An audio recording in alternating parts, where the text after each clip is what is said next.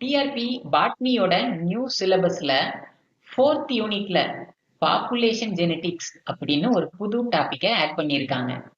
பழைய சிலபஸ்ல இந்த டாபிக் கிடையாது. இப்போ புதுசா கொடுத்திருக்கிற இந்த பாப்புலேஷன் ஜெனடிக்ஸ் அப்படிங்கிற டாபிக்க இந்த வீடியோவுல ரொம்ப சிம்பிளா உங்களுக்கு புரியுற மாதிரி எக்ஸ்பிளைன் பண்ணியிருக்கிறேன். கண்டிப்பா இந்த வீடியோ உங்களுக்கு யூஸ்ஃபுல்லா இருக்கும். வீடியோவை முழுசா பாருங்க. வாங்க வீடியோவுக்குள்ள போகலாம். பாப்புலேஷன் ஜெனடிக்ஸ் அப்படின்னா என்னன்னு பாக்குறதுக்கு முன்னாடி ஃபர்ஸ்ட் நம்ம பாப்புலேஷன் அப்படின்ற வார்த்தைக்கு என்ன அர்த்தம்னு தெரிஞ்சுக்கலாம். பாப்புலேஷன் அப்படின்னா ஒரு குறிப்பிட்ட நேரத்துல ஒரு குறிப்பிட்ட இடத்துல வாழக்கூடிய ஒரு குறிப்பிட்ட ஸ்பீசிஸோட, அதாவது சிற்றினத்தோட கூட்டத்தை தான் பாப்புலேஷன் அப்படின்னு சொல்றோம். இப்போ உங்களுக்கு புரிஞ்சிருக்கும்னு நினைக்கிறேன். உதாரணமா சொல்லணும்னா, இங்க ஒரு போலார் ரீஜனோட படத்தை நான் கொடுத்திருக்கிறேன். இந்த போலார் ரீஜன்ல பென்குயினோட கூட்டம் இங்க இருக்குது. இந்த பென்குயினோட சயின்டிபிக் நேம் அப்டினோடைடஸ் பெடகோனிகா அப்படின்றது. இது எல்லாமே பெடகோனிகா அப்படிங்கிற ஸ்பீசிஸை சேர்ந்தது. சோ இந்த இடத்துல இருக்கிற ஒட்டுமொத்த கூட்டத்தையும் நம்ம பெடகோனிகா பாப்புலேஷன் அப்படின்னு சொல்லலாம். சோ இங்க நீங்க கிளியரா புரிஞ்சுக்க வேண்டியது, ஒரு பாப்புலேஷன் அப்படிங்கிறது ஒரு குறிப்பிட்ட ஸ்பீசிஸை மட்டும் குறிக்கக்கூடியது. ஒரு குறிப்பிட்ட ஸ்பீசிஸோட கூட்டத்தை தான் நம்ம பாப்புலேஷன் அப்படின்னு சொல்றோம். கிரிஹார் ஜோஹன் மெண்டல் பாப்புலேஷனை எப்படி டிஃபைன் பண்றாரு அப்படின்னு பார்த்தோம்னா, நம்ம ஏற்கனவே பார்த்த டெஃபினிஷனோட இவரு ஒரு வேர்டை மட்டும் ஆட் பண்ணிக்கிறாரு.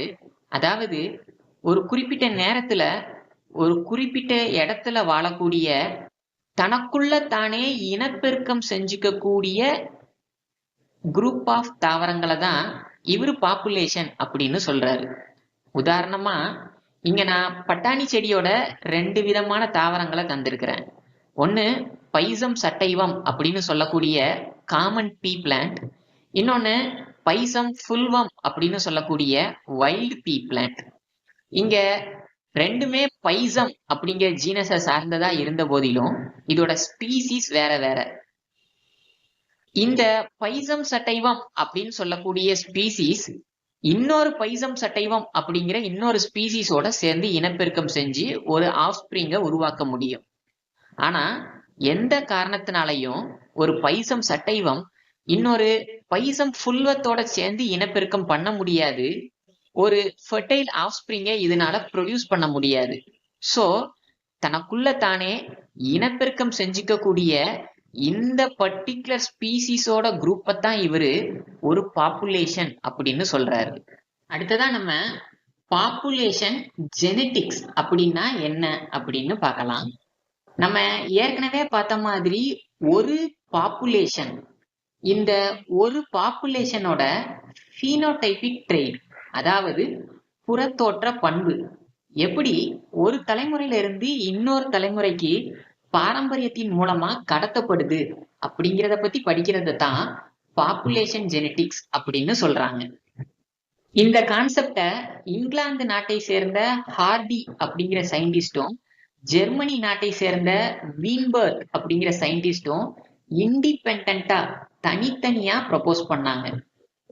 ஹார்டி அண்ட் வீன்பர்க்கோட தியரிய புரிஞ்சுக்கணும் அப்படின்னா நமக்கு gene pool and gene frequency அப்படின்னா என்னன்னு தெரியணும்.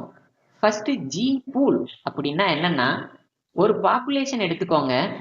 இந்த பாப்புலேஷன்ல நிறைய மெம்பர்ஸ், அதாவது உறுப்பினர்கள் இருப்பாங்க. இந்த உறுப்பினர்களோட உடம்புல இருக்கக்கூடிய ஒட்டுமொத்த மரபணுக்களோட கூட்டுத்தொகையை தான் ஜீன் பூல் அப்படின்னு சொல்றோம். உதாரணமா ஒரு பட்டாணி செடியோட உடம்புல 7 ஜோடி குரோமோசோம் இருக்கும். இந்த 7 ஜோடி குரோமோசோம்ல உதாரணத்துக்கு 1000 மரபணு இருக்கு அப்படின்னு வச்சுக்கலாம். இங்க ஒரு 10 பட்டாணி செடி சேர்ந்து ஒரு பாப்புலேஷனை உருவாக்கி இருக்குது அப்படின்னு வச்சுக்கிட்டோம்னா, ஒரு பட்டாணி செடியோட உடம்புல 1000 மரபணு, அப்போ 10 பட்டாணி செடியோட உடம்புல 10,000 மரபணு இருக்கும். சோ இங்க ஜீன் பூல் அப்படிங்கிறது 10,000 மரபணுக்கள்னால ஆனது. அடுத்ததா ஜீன் ஃப்ரீக்வன்சி அப்படின்னா என்னன்னு பார்க்கலாம். ஜீன் ஃப்ரீக்வன்சிக்கு அல்லீல் ஃப்ரீக்வன்சி அப்படின்னு இன்னொரு பேரும் இருக்குது. இது வேற ஒண்ணும் இல்ல, ஒரு பாப்புலேஷன்ல இருக்கக்கூடிய ஒட்டுமொத்த ஜீன் பூல்ல ஒரு குறிப்பிட்ட ஜீன், அதாவது அல்லீல் எத்தனை சதவிகிதம் காணப்படுது அப்படிங்கிறதத்தான் ஜீன் ஃப்ரீக்வன்சி அப்படின்னு சொல்றோம்.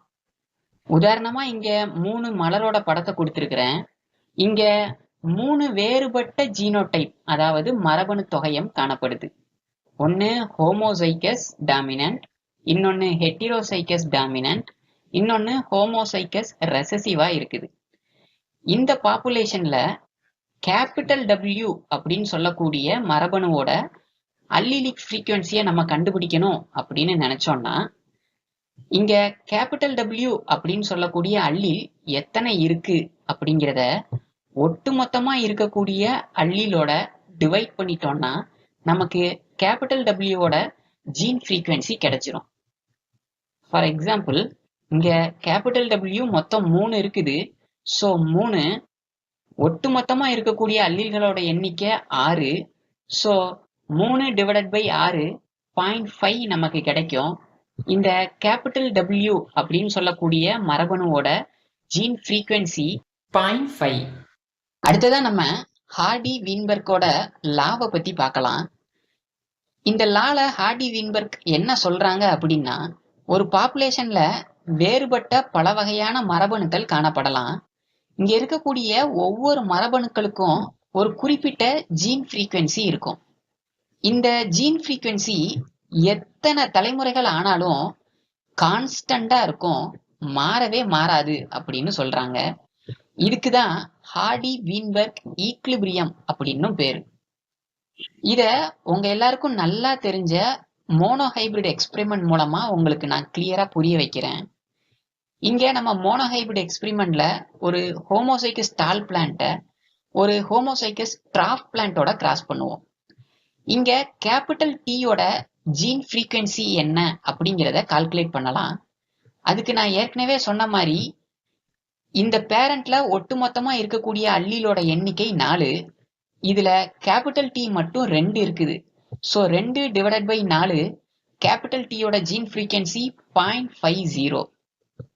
இந்த ரெண்டையும் கிராஸ் பண்ணும்போது நமக்கு முதல் தலைமுறையில ஹெட்டிரோசைகஸ் டால் கிடைக்கும்.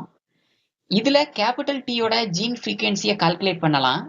அதுக்கு மொத்தமா இங்க இருக்கக்கூடிய அல்லீலோட எண்ணிக்கை 2, கேபிட்டல் டி ஒன்னே ஒன்று தான் இருக்கு. So 1 divided by 2 equal to 0.50. இங்கேயும் கேபிட்டல் டீயோட ஜீன் ஃப்ரீக்வன்சி 0.50 தான். இந்த F1 செல்ஃப் கிராஸ் பண்ணோம்னா கீழே நான் இங்க கொடுத்திருக்கிற மாதிரி மொத்தம் 4 விதமான ஜீனோடைப் நமக்கு கிடைக்கும். ஹோமோசைகஸ் டால், 2 ஹெட்டிரோசைகஸ் டால், 1 ஹோமோசைகஸ் டிராஃப் அப்படின்னு. இங்கேயும் நம்ம கேபிட்டல் டீயோட ஜீன் ஃப்ரீக்வன்சியை பார்க்கலாம். மொத்தமா இங்க இருக்கக்கூடிய அல்லீலோட எண்ணிக்கை 8. இதுல கேபிட்டல் டி மட்டும் 4 இருக்குது. So 4 divided by 8 capital T இங்கேயும் 0.50 அப்படிங்கிற ஜீன் ஃப்ரீக்வன்சியில தான் இருக்குது. ஸோ இந்த 3 தலைமுறையிலையும் நீங்க பாத்தீங்கன்னா கேபிட்டல் டி 0.50 அப்படிங்கிற ஜீன் ஃப்ரீக்வன்சியில கான்ஸ்டண்டா இருக்குது. இதே மாதிரி ஸ்மால் டீயோட ஜீன் ஃப்ரீக்வன்சியையும் நீங்க செக் பண்ணி பாருங்க, அதுவும் இந்த 3 தலைமுறையிலையும் கான்ஸ்டண்டா தான் இருக்கும்.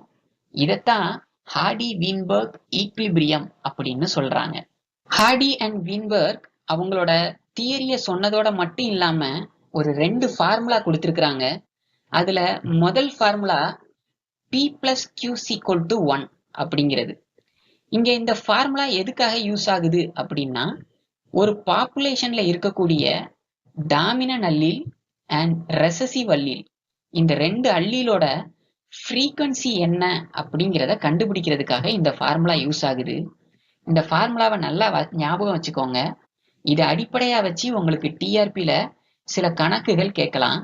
இங்க P அப்படின்னு சொல்லக்கூடியது எதை டினோட் பண்ணுதுன்னா, ஒரு பாப்புலேஷன்ல இருக்கக்கூடிய டாமினன்ட் அல்லீலையும், Q அப்படிங்கிறது எப்பவுமே ரெசசிவ் அல்லீலையும் டினோட் பண்ணுது. ஸோ இவங்களோட ஃபார்முலா படி ஒரு ஜீனோட டாமினன்ட் அல்லீல் அண்ட் ரெசசிவ் அல்லீலோட கூட்டுத்தொகை எப்பவுமே 1 அப்படிங்கிறது தான் இந்த ஃபார்முலா. இது எப்படி அப்படிங்கிறத நம்ம இப்ப பார்க்கலாம். இத உங்களுக்கு புரிய வைக்கிறதுக்காக நான் அகைன் டால் அண்ட் டிராஃப் பிளான்ட்டை வச்சே எக்ஸ்பிளைன் பண்றேன். உதாரணமா இங்க 500 தாவரங்கள் இருக்குது அப்படின்னு வச்சுக்கலாம். இதுல 245 தாவரங்கள் ஹோமோசைகஸ் டாலாவும் 210 தாவரங்கள் ஹெட்டிரோசைகஸ் டாலாவும் 45 தாவரங்கள் ஹோமோசைகஸ் டிராஃபாவும் இருக்குது. இப்போ இந்த 500 தாவரங்கள்லயும் dominant allele and recessive allele, அதாவது கேபிட்டல் டி அண்ட் ஸ்மால் டீயோட ஜீன் ஃப்ரீக்வன்சியை நம்ம கால்குலேட் பண்ண போறோம். அதுக்காக ஒட்டுமொத்தமா எத்தனை கேபிட்டல் டி இருக்குது, எத்தனை ஸ்மால் டி இருக்கு அப்படிங்கிறத கால்குலேட் பண்ணி எழுத போறோம். ஃபார் எக்ஸாம்பிள் இங்க 245 தாவரங்கள் ஹோமோசைகஸ் டால் அப்படின்னு நான் சொன்னேன். ஒரு தாவரத்தோட உடம்புலயே 2 கேபிட்டல் டி அப்படிங்கிற அல்லீல் காணப்படும். ஸோ 245 தாவரங்கள்ல 245 இன்ட்டு 2, அதாவது 490 கேபிட்டல் டி காணப்படுது. அதே போல இங்க 45 தாவரங்கள் ஹோமோசைகஸ் டிராஃப், அதாவது ஒரு தாவரத்தோட உடம்புல 2 ஸ்மால் டி காணப்படும். அப்போ 45 தாவரங்கள்ல 45 into 2 equal to 90 small T காணப்படும். இப்போ இங்க பாருங்க, 210 தாவரங்கள் ஹெட்டிரோசைகஸ் டாலா இருக்குது. அப்படின்னா என்ன அர்த்தம்? ஒரு தாவரத்தோட உடம்புல capital D and small T ரெண்டுமே இருக்கு. அப்போ 210 தாவரங்களோட உடம்புல 210 கேபிட்டல் டியும் 210 ஸ்மால் டியும் இருக்குன்னு அர்த்தம். ஸோ இதை நம்ம இங்க ஆட் பண்ணி பார்க்கலாம். ஏற்கனவே இங்க 490 கேபிட்டல் டி, இங்க வந்து ஒரு 210, ஸோ டோட்டலா 700 கேபிட்டல் டியும், இங்க ஏற்கனவே ஒரு 90 ஸ்மால் டி அண்ட் இந்த 210ஐயும் சேர்த்தோம்னா மொத்தம் 300 ஸ்மால் டி இங்க இருக்குது. இப்போ ஒட்டுமொத்தமா capital D and small T சேர்ந்து 1000 அல்லீல் காணப்படுது. இந்த கேபிட்டல் டியோட ஜீன் ஃப்ரீக்வன்சியை நம்ம கால்குலேட் பண்றதுக்கு 700 டிவைடட் பை ஒட்டுமொத்த அல்லீலோட எண்ணிக்கை 1000. ஸோ 0.7 நமக்கு கிடைக்கும். கேபிட்டல் டியோட ஃப்ரீக்வன்சி 0.7. அதே போல ஸ்மால் டியோட ஜீன் ஃப்ரீக்வன்சியை கால்குலேட் பண்ண ஒட்டுமொத்த ஸ்மால் டி 300 டிவைடட் பை ஒட்டுமொத்த அல்லீலோட எண்ணிக்கை 1000. ஸோ ஸ்மால் டியோட ஜீன் ஃப்ரீக்வன்சி 0.3. நம்ம ஏற்கனவே பார்த்த மாதிரி டாமினன்ட் அல்லீல பி அப்படின்னும் ரெசசிவ் அல்லீல கியூ அப்படின்னும் ஹார்டி வீன்பர்க் மென்ஷன் பண்ணியிருந்தாங்க. P plus Q equal to 1 அப்படிங்கிறது தான் ஹார்டி வீன்பர்க்கோட ஈக்குவேஷன். இங்க பி 0.7 பிளஸ் கியூ 0.3.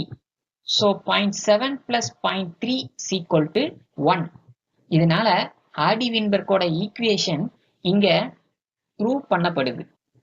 இங்க ஹார்டி வீன்பர்க்கோட அடுத்த formula P square plus 2pq plus q square equal to 1 அப்படிங்கிறது தான் இந்த ஃபார்முலா. இந்த ஃபார்முலா எதுக்காக பயன்படுது அப்படின்னா, ஒரு பாப்புலேஷன்ல இருக்கக்கூடிய ஹோமோசைகோட் அண்ட் ஹெட்டிரோசைகோட்டோட ஃப்ரீக்வன்சியை மெஷர் பண்றதுக்கு தான் இந்த ஃபார்முலா யூஸ் ஆகுது. எப்படி இதுக்கு முன்னாடி ஃபார்முலால ஒரு டாமினன்ட் அல்லீல் பிளஸ் ரெசசிவ் அல்லீலோட கூட்டுத்தொகை 1 அப்படின்னு சொன்னாங்களோ, அதே போல இங்க பி ஸ்கொயர் அப்படிங்கிறது ஹோமோசைகஸ் டாமினண்ட்டை குறிக்குது, அதாவது கேபிட்டல் டியை குறிக்கும். இந்த பிக்யூ அப்படிங்கிறது ஹெட்டிரோசைகஸ் டாலான கேபிட்டல் டி அண்ட் ஸ்மால் டியை குறிக்குது. அண்ட் கியூ ஸ்கொயர் அப்படிங்கிறது ஹோமோசைகஸ் ரெசசிவ் ஜீனை குறிக்குது, அதாவது ஸ்மால் டியை குறிக்குது. இதோட கூட்டுத்தொகை 1 தான் இருக்கும் அப்படிங்கிறது தான் ஹார்டி வீன்பர்க்கோட லா. இதை நம்ம செக் பண்ணி பார்க்கலாம். ஏற்கனவே இங்க 500 தாவரங்கள் இருக்குன்னு எடுத்துக்கிட்டோம். இதுல கேபிட்டல் டியோட ஜீன் ஃப்ரீக்வன்சி 0.7 அப்படின்னு கண்டுபிடிச்சிருந்தோம்.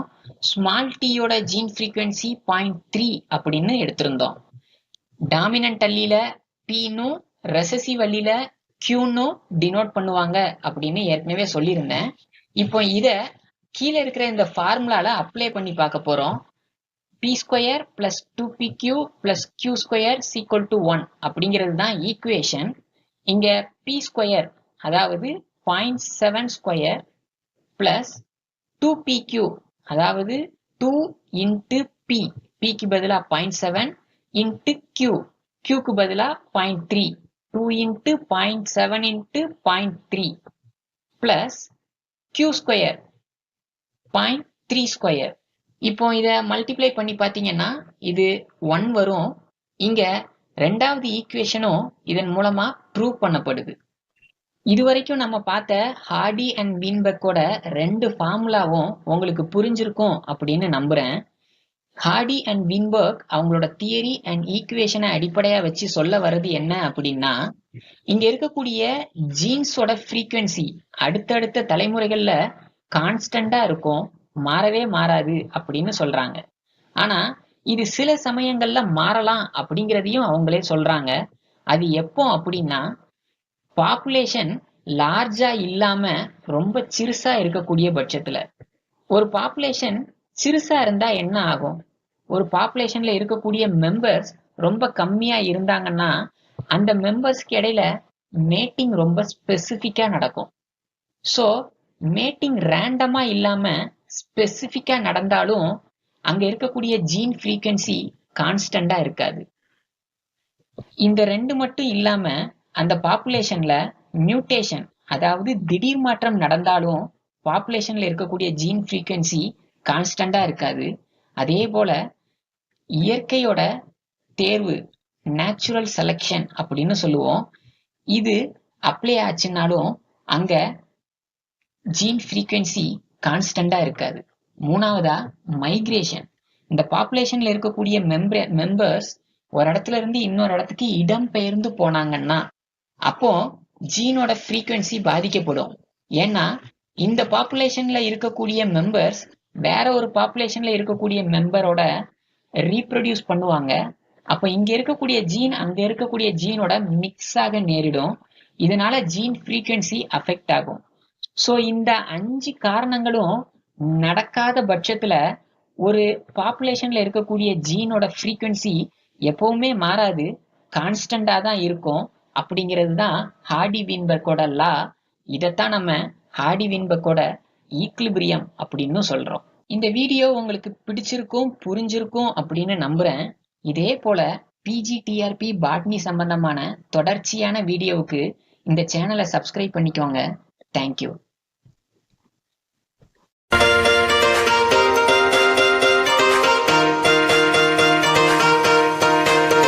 ஹாய் ஃப்ரெண்ட்ஸ், வணக்கம். Welcome to bio vlog. பயோகெமிஸ்ட்ரியோட ப்ரீவியஸ் இயர் கொஸ்டினை பார்க்கறதுக்கு முன்னாடி இங்க பழைய சிலபஸையும் நியூ சிலபஸையும் தந்திருக்கிறேன். நான் வழக்கமாக சொல்ற மாதிரி இங்க பெருசா எந்த மாற்றமும் இல்லை. ஸோ ஸ்ட்ரைட்டா நம்ம ப்ரீவியஸ் இயர் கொஸ்டினை பார்க்கலாம். முதலாவதா 2013 பிஜிடிஆர்பி எக்ஸாம்ல பயோகெமிஸ்ட்ரியில இருந்து என்னென்ன கொஸ்டின்ஸ் கேட்டிருக்காங்க அப்படிங்கிறத பார்த்துடலாம். முதல் கேள்வியே உங்களுக்கு லிப்பிட்ல இருந்து கேட்டிருக்கிறாங்க. ஒரு லிப்பிட்னா என்ன அப்படின்னு உங்களுக்கு புரிஞ்சிருந்தா இந்த கேள்வியை உங்களால எளிமையா ஆன்சர் பண்ண முடியும். ஒரு லிப்பிட்னா என்னங்கிறத இங்க நான் ரொம்ப ஈஸியா உங்களுக்கு சொல்றேன், கவனிச்சுக்கோங்க. கிளிசரால் மற்றும் ஃபேட்டி ஆசிட் அப்படிங்கிற இந்த ரெண்டு மூலக்கூறுகள் இணைஞ்ச ஒரு பயோமாலிகுலை தான் நம்ம லிப்பிட் அப்படின்னு சொல்றோம். இதுதான் ஒரு சிம்பிள் லிப்பிட், அதாவது எளிமையான லிப்பிட். இங்க கொடுத்திருக்கிற கேள்வியை பாருங்க. Phospholipids are compound lipids and waxes are simple lipids அப்படின்னு கொடுத்து இதுல எது சரி எது தப்பு அப்படின்னு கேட்டிருக்கிறாங்க. இதுக்கான சரியான ஆன்சர் ரெண்டுமே சரியானது தான். அது எப்படி அப்படின்னு பார்த்தோம்னா, நான் ஏற்கனவே சொன்ன மாதிரி ஒரு சிம்பிள் லிப்பிட் அப்படிங்கிறது கிளிசரால் மற்றும் ஃபேட்டி ஆசிட் அப்படிங்கிற ரெண்டு மூலக்கூறுகள் இணைஞ்சது. இந்த ரெண்டு மூலக்கூறுகள் இல்லாம வேற ஏதாவது ஒரு மூலக்கூறு புதுசா ஒரு லிப்பிடோட இணைஞ்சா அந்த மாதிரியான லிப்பிடை நம்ம காம்பவுண்ட் லிப்பிட் அப்படின்னு சொல்லுவோம். இங்க நான் படத்துல கொடுத்திருக்கிற மாதிரி ஒரு பாஸ்போர்ட் லிப்பிட்ல கிளிசரால் மற்றும் ஃபேட்டி ஆசிட் மட்டும் இல்லாம எக்ஸ்ட்ராவா பாஸ்பேட் அப்படிங்கிற ஒரு குரூப் ஆட் ஆகி இருக்குது. அதனால பாஸ்போர்ட் லிப்பிட் ஒரு காம்பவுண்ட் லிப்பிட் தான். ரெண்டாவதா வேக்சஸ் ஆர் சிம்பிள் லிப்பிட் அப்படின்னு சொல்லியிருக்கிறாங்க. வேக்ஸை எஸ்டர்ஸ் ஆஃப் ஃபேட்டி ஆசிட் அப்படின்னு சொல்லுவாங்க. அப்படின்னா என்னன்னா, ஃபேட்டி ஆசிடும் ஆல்கஹாலும் இணை புரிஞ்சு ஒரு long chain of fatty acid form ஆகுது. இதுக்கு பேரு தான் வேக்ஸ். ஸோ வேக்ஸ்ல ஆல்கஹாலும் ஃபேட்டி ஆசிடும் காணப்படும். ஸோ இதுவும் ஒரு சிம்பிள் லிப்பிட் தான். இப்போ உங்களுக்கு ஒரு டவுட் வரலாம், சிம்பிள் லிப்பிட்ல கிளிசராலும் ஃபேட்டி ஆசிட் தானே இருக்கும், இங்க ஏன் ஆல்கஹால் இருக்குது அப்படின்னு தோணலாம். ஆக்சுவலா கிளிசரால் கூட ஒரு ஆல்கஹால் தான். ஸோ இப்போ புரிஞ்சிருக்கும்னு நினைக்கிறேன். லிப்பிட்ல கிளிசரால் அப்படிங்கிற டைப் ஆஃப் ஆல்கஹால் காணப்படுது. வேக்ஸ்ல வேற டைப் ஆஃப் ஆல்கஹால் காணப்படலாம். இது ஃபேட்டி ஆசிடோட இணைஞ்சி ஒரு லாங் செயின் ஆஃப் ஃபேட்டி ஆசிடை ஃபார்ம் பண்ணியிருக்குது. இதை நம்ம வேக்ஸ் அப்படின்னு சொல்றோம். ரெண்டாவது இங்க கேட்டிருக்கக்கூடிய கொஸ்டின் புரோட்டீன்ல இருந்து கேட்டிருக்கிறாங்க. இங்க புரோட்டீனோட ஒரு சில நேம்ஸை கொடுத்து இதுல எந்த புரதம் ரத்தம் உறையிறதுக்கு காரணமானது அப்படின்னு கேட்டிருக்கிறாங்க. இதுக்கு சரியான ஆன்சர் த்ரோம்பின் அப்படின்னு சொல்லக்கூடியது தான். இந்த த்ரோம்பின் அப்படிங்கிற புரதம் தான் ரத்தத்துல காணப்படக்கூடிய ஃபைப்ரினோஜனை ஃபைப்ரினா கன்வெர்ட் பண்ணுது. இந்த ஃபைப்ரின் ரத்தத்தை ஒரு வளை மாதிரி உருவாக்கி அது உறையிறதுக்கு காரணமா இருக்குது. ஸோ இந்த கேள்விக்கு சரியான ஆன்சர் த்ரோம்பின் அப்படிங்கிறது தான். மூணாவதா நமக்கு கேட்டிருக்கக்கூடிய இந்த கொஸ்டின் அமினோ ஆசிட்ல இருந்து கேட்டிருக்கிறாங்க. ஸ்விட்டர் அயான் அப்படிங்கிறது என்ன அப்படின்னு கேட்டிருக்கிறாங்க. நேர்மின் சுமையும் எதிர்மின் சுமையும் சமமா ஒரே மூலக்கூறுல காணப்படும் போது அந்த மூலக்கூறுக்கு எந்த ஒரு மின் சுமையும் இருக்காது. அந்த சமயத்துல அந்த மூலக்கூறை நம்ம ஸ்விட்டர் அயான் அப்படின்னு சொல்றாங்க. உங்களுக்கு புரிகிற மாதிரி சொல்லணும் அப்படின்னா, உதாரணமாக ஒரு அமினோ ஆசிட் எடுத்துக்கோங்க. ஒரு அமினோ ஆசிட்ல அமினோ குரூப்பும் கார்பாக்சைல் குரூப்பும் காணப்படுது. ஒரு கார்பாக்சைல் குரூப் நேர்மின் சுமை கொண்டது, அமினோ குரூப் எதிர்மின் சுமை கொண்டது. இந்த ரெண்டு குரூப்பும் ஒரே அமினோ ஆசிட்ல காணப்படும் போது அந்த அமினோ ஆசிட் மூலக்கூறுக்கு எந்த மின் சுமையும் இருக்காது. ஏன்னா பிளஸும் மைனஸும் சமமான அளவுல காணப்படுறதுனால. இந்த மாதிரி சமயத்துல இந்த மூலக்கூறைத்தான் நம்ம ஸ்விட்டர் அயான் அப்படின்னு சொல்றோம். அடுத்ததா என்சைம் பகுதியில இருந்து கேள்வி கேட்டிருக்கிறாங்க. இது ரொம்பவே உங்களுக்கு பரிச்சயமான பகுதி தான். லாக் அண்ட் கீ ஹைப்போதீசிஸை ப்ரொபோஸ் பண்ணது யாரு அப்படின்னு கேட்டிருக்கிறாங்க. இதுக்கு சரியான ஆன்சர் எம்எல் ஃபிஷர் அப்படிங்கிறது தான். அடுத்ததா 2015 டிஆர்பி எக்ஸாம்ல என்னென்ன கேள்வி கேட்டிருக்கிறாங்க அப்படிங்கிறத பார்த்துடலாம். நியூக்ளிக் ஆசிட் அப்படிங்கிற பகுதியில இருந்து இந்த கேள்வி கேட்டிருக்கிறாங்க. ஒரு நியூக்ளியோடைடு அப்படின்னா என்ன அப்படிங்கிறது தான் கேள்வி. நம்ம எல்லாருக்கும் தெரிஞ்ச மாதிரி nitrogen base, sugar and phosphate இந்த மூணும் இணைஞ்ச ஒரு மூலக்கூறை தான் நம்ம நியூக்ளியோடைடு அப்படின்னு சொல்லுவோம். இங்க பாருங்க, அதே கேள்விதான் மறுபடியும் கேட்டிருக்கிறாங்க. ஒரே எக்ஸாம்ல ஒரே கேள்வியை 2 தடவை கேட்டிருக்கிறாங்க. கார்போஹைட்ரேட்ல இருந்து நமக்கு கொடுத்துருக்கக்கூடிய 3வது கொஸ்டின், இவங்க ஒரு ஸ்டேட்மெண்ட் தந்து அந்த ஸ்டேட்மெண்ட்டுக்கு சரியான எக்ஸ்பிளனேஷன் கேட்டிருக்கிறாங்க. இவங்க கொடுத்துருக்கக்கூடிய ஸ்டேட்மெண்ட் சுகர்ஸ்ல நிறைய ஸ்டீரியோ ஐசோமர்ஸ் காணப்படுது அப்படின்னு சொல்றாங்க. இந்த ஸ்டீரியோ ஐசோமர் அப்படின்னா என்னங்கிறத நம்ம பார்த்துடலாம். உங்களோட லெஃப்ட் ஹேண்டை ஒரு கண்ணாடி முன்னாடி வச்சிங்கன்னா அந்த கண்ணாடியில தோன்றக்கூடிய பிம்பம் உங்களோட ரைட் ஹேண்ட் மாதிரி தெரியும். இப்போ இந்த கண்ணாடியில தோன்றக்கூடிய பிம்பத்தையும் உங்களோட உண்மையான கையையும் ஒண்ணுக்கு மேல ஒண்ணு வச்சு பொருத்தி பார்த்திருந்தீங்கன்னா அது ஒன்னோட ஒண்ணு பொருந்தாது. இதைத்தான் ஸ்டீரியோ ஐசோமர் அப்படின்னு சொல்றாங்க. ஃபார் எக்ஸாம்பிள், இங்க கீழே ஒரு குளுக்கோஸோட டயக்ராம் கொடுத்துருக்குறோம். இந்த குளுக்கோஸோட மிரர் இமேஜும் தந்திருக்கிறோம். இந்த குளுக்கோஸ் அண்ட் இதோட மிரர் இமேஜ் இது ரெண்டையும் ஒன்றுக்கு மேலே ஒன்று பொருத்தி பார்த்தோம்னா ரெண்டும் ஒன்னோட ஒன்று பொருந்தாது. இதுக்கு ஸ்டீரியோ ஐசோமர் அப்படின்னு பேரு. இதுக்கு சரியான எக்ஸ்பிளனேஷன் இவங்க தந்திருக்கிற மாதிரி, ஒரு ஸ்டீரியோ ஐசோமர் ஒரு மூலக்கூறுல காணப்படுறதுக்கு காரணம் அங்க நிறைய கைரல் கார்பன் இருக்கிறதுனால. ஒரு கைரல் கார்பன் அப்படின்னா என்னன்னா, ஒரு கார்பன் மூலக்கூறோட 4 வித்தியாசமான மூலக்கூறுகள் இணைஞ்சு காணப்பட்டுச்சுன்னா அந்த கார்பனை கைரல் கார்பன்னு சொல்றோம். இந்த பிக்சரை பாருங்க, இதுல 4 வித்தியாசமான மூலக்கூறுகள் இந்த கார்பனோட இணைஞ்சிருக்கு. இதே போலத்தான் இந்த குளுக்கோஸ்லயும் 4 வித்தியாசமான மூலக்கூறுகள் இணைஞ்சிருக்கும். அதனால இந்த கார்பனை கைரல் கார்பன் சொல்றாங்க. இந்த கைரல் கார்பன் தான் இந்த குளுக்கோஸ்க்கு ஸ்டீரியோ ஐசோமெரிக் நேச்சரை தருது. இந்த ஸ்டேட்மெண்ட்டுக்கு சரியான explanation contains several asymmetrical carbon atom அப்படிங்கிறது தான். அடுத்ததா இங்க கேட்டிருக்கக்கூடிய கொஸ்டின் புரதம், அதாவது புரோட்டீன்ல இருந்து கேட்டிருக்கிறாங்க. புரோட்டீனோட ஸ்ட்ரக்சரை பொறுத்த வரைக்கும் முதல்ல உருவாகக்கூடிய புரோட்டீனை முதல் நிலை புரதம் அப்படின்னு சொல்லுவோம். இந்த முதல் நிலை புரதத்துல பெப்டைட் பாண்ட் மட்டும்தான் காணப்படும். இது ஒரு லீனியர் செயினா இருக்கும். இந்த புரதத்துல இருக்கக்கூடிய அமினோ அமிலங்கள் ஒன்னோட ஒன்னு ரியாக்ட் ஆகும்போது இங்க மென்மேலும் நிறைய பிணைப்புகள் உருவாகுது. இந்த பிணைப்புகள் மூலமா முதல் நிலை புரதம் இரண்டாம் நிலை புரதமாகவும், இரண்டாம் நிலை மூன்றாம் நிலையாகவும், மூன்றாம் நிலை நான்காம் நிலையாகவும் மாறும். இந்த நான்காம் நிலை புரதத்தை தான் ஒரு முழுமையான புரதம் அப்படின்னு சொல்லுவோம். இங்க நமக்கு கேட்டிருக்கிற கேள்வியில ஒரு மூன்றாம் நிலை புரதத்துல எந்த மாதிரியான பிணைப்புகள் காணப்படுது அப்படின்னு கேட்டிருக்கிறாங்க. அதுக்கு சரியான ஆன்சர் நான் இங்க தந்திருக்கிற மாதிரியே ஹைட்ரோபோபிக் பிணைப்பு, ஹைட்ரஜன் பிணைப்பு, அயானிக் பிணைப்பு மற்றும் டைசல்ஃபைட் பிணைப்பு அப்படிங்கிறது தான். கார்போஹைட்ரேட்ல இருந்து இங்க கேட்டிருக்கக்கூடிய அடுத்த கொஸ்டின்ல மோனோசாக்ரைட்ஸ் எல்லாம் ரெடியூஸ் ஆகக்கூடிய நேச்சர்ல தான் இருக்கும் அப்படின்னு ஒரு ஸ்டேட்மெண்ட் கொடுத்துருக்காங்க. இதுக்கு சரியான எக்ஸ்பிளனேஷன் என்ன அப்படின்னு கேட்டிருக்கிறாங்க. ஆமா, மோனோசாக்ரைட்ஸ் எல்லாமே ரெடியூசிங் சுகர் தான். காரணம், இங்க நான் கீழே தந்திருக்கிற மாதிரி குளுக்கோஸ், மேனோஸ், ஃப்ரக்டோஸ் இது எல்லாமே ஒரு மோனோசாக்ரைட். இந்த குளுக்கோஸ் மற்றும் மேனோஸ்ல பாத்தீங்கன்னா அதோட முதல் கார்பன்ல ஆல்டோஸ் அப்படின்னு சொல்லக்கூடிய ஒரு குரூப் காணப்படுது. மற்றும் ஃப்ரக்டோஸ்ல அதோட ரெண்டாவது கார்பன்ல கீட்டோன் அப்படின்னு சொல்லக்கூடிய ஒரு குரூப் காணப்படுது. எந்த ஒரு சுகர்ல ஆல்டோஸ் மற்றும் கீட்டோ சுகர் எந்த பிணைப்பும் இல்லாம ஃப்ரீயா காணப்படுதோ அப்போ அதை நம்ம ரெடியூசிங் சுகர் அப்படின்னு சொல்லுவோம். புரோட்டீன்ல இருந்து நமக்கு அடுத்த கேள்வி கேட்டிருக்கிறாங்க. கீழே இருக்கிற எந்த ரியேஜென்ட்டை பயன்படுத்தி ஒரு சாம்பிள்ல புரோட்டீன் இருக்கா இல்லையாங்கிறத டிடெக்ட் பண்ண முடியும் அப்படின்னு கேட்டிருக்கிறாங்க. இதுக்கு சரியான ஆன்சர் பையூரட் ரியேஜென்ட் அப்படிங்கிறது தான். புரோட்டீனை கன்ஃபார்ம் பண்றதுக்கான கன்ஃபர்மேட்டரி டெஸ்ட் பையூரட் டெஸ்ட் தான். இங்க பையூரட் ரியேஜென்ட்டை பயன்படுத்தி ஒரு சாம்பிள்ல இருக்கக்கூடிய பெப்டைட் பாண்டை டிடெக்ட் பண்றோம். ஒரு புரோட்டீன் பல அமினோ ஆசிட்கள் பெப்டைட் பாண்ட் மூலமா இணைஞ்சி உருவானது தான். ஸோ பெப்டைட் பாண்டை டிடெக்ட் பண்றதன் மூலமா ஒரு சாம்பிள்ல புரோட்டீன் இருக்கா இல்லையாங்கிறத நம்மளால கண்டுபிடிக்க முடியும். அடுத்ததா நம்ம 2017 டிஆர்பி எக்ஸாம்ல பயோகெமிஸ்ட்ரியில இருந்து என்னென்ன கொஸ்டின்ஸ் கேட்டிருக்கிறாங்க அப்படிங்கிறத பார்க்கலாம். அடுத்ததா இங்க நமக்கு கேட்டிருக்கிற கொஸ்டின் அமினோ ஆசிட்ல இருந்து கேட்டிருக்கிறாங்க. கீழே கொடுத்திருக்கிற எந்த amino acid heterocyclic amino acid அப்படின்னு கேட்டிருக்கிறாங்க. ஆக்சுவலா இந்த கேள்வி அமினோ ஆசிடோட கிளாசிபிகேஷன்ல இருந்து கேட்டிருக்கிறாங்க.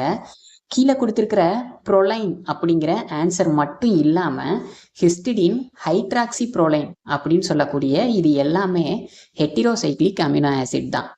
புரோட்டீன்ல இருந்து கேட்டிருக்கக்கூடிய அடுத்த கொஸ்டின்ல ஒரு சில புரோட்டீன்ஸோட நேம கொடுத்து அது எங்க காணப்படுது அப்படிங்கிறதோட மேட்ச் பண்ண சொல்லியிருக்கிறாங்க.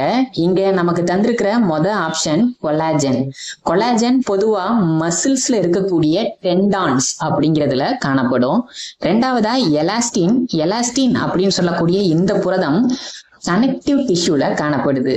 அடுத்ததா ஃபைப்ராயின் அப்படிங்கிறது சில்க் அதாவது பட்டு நூல்லையும், கெராட்டின் அப்படிங்கிறது ஹேர்லையும் காணப்படுது.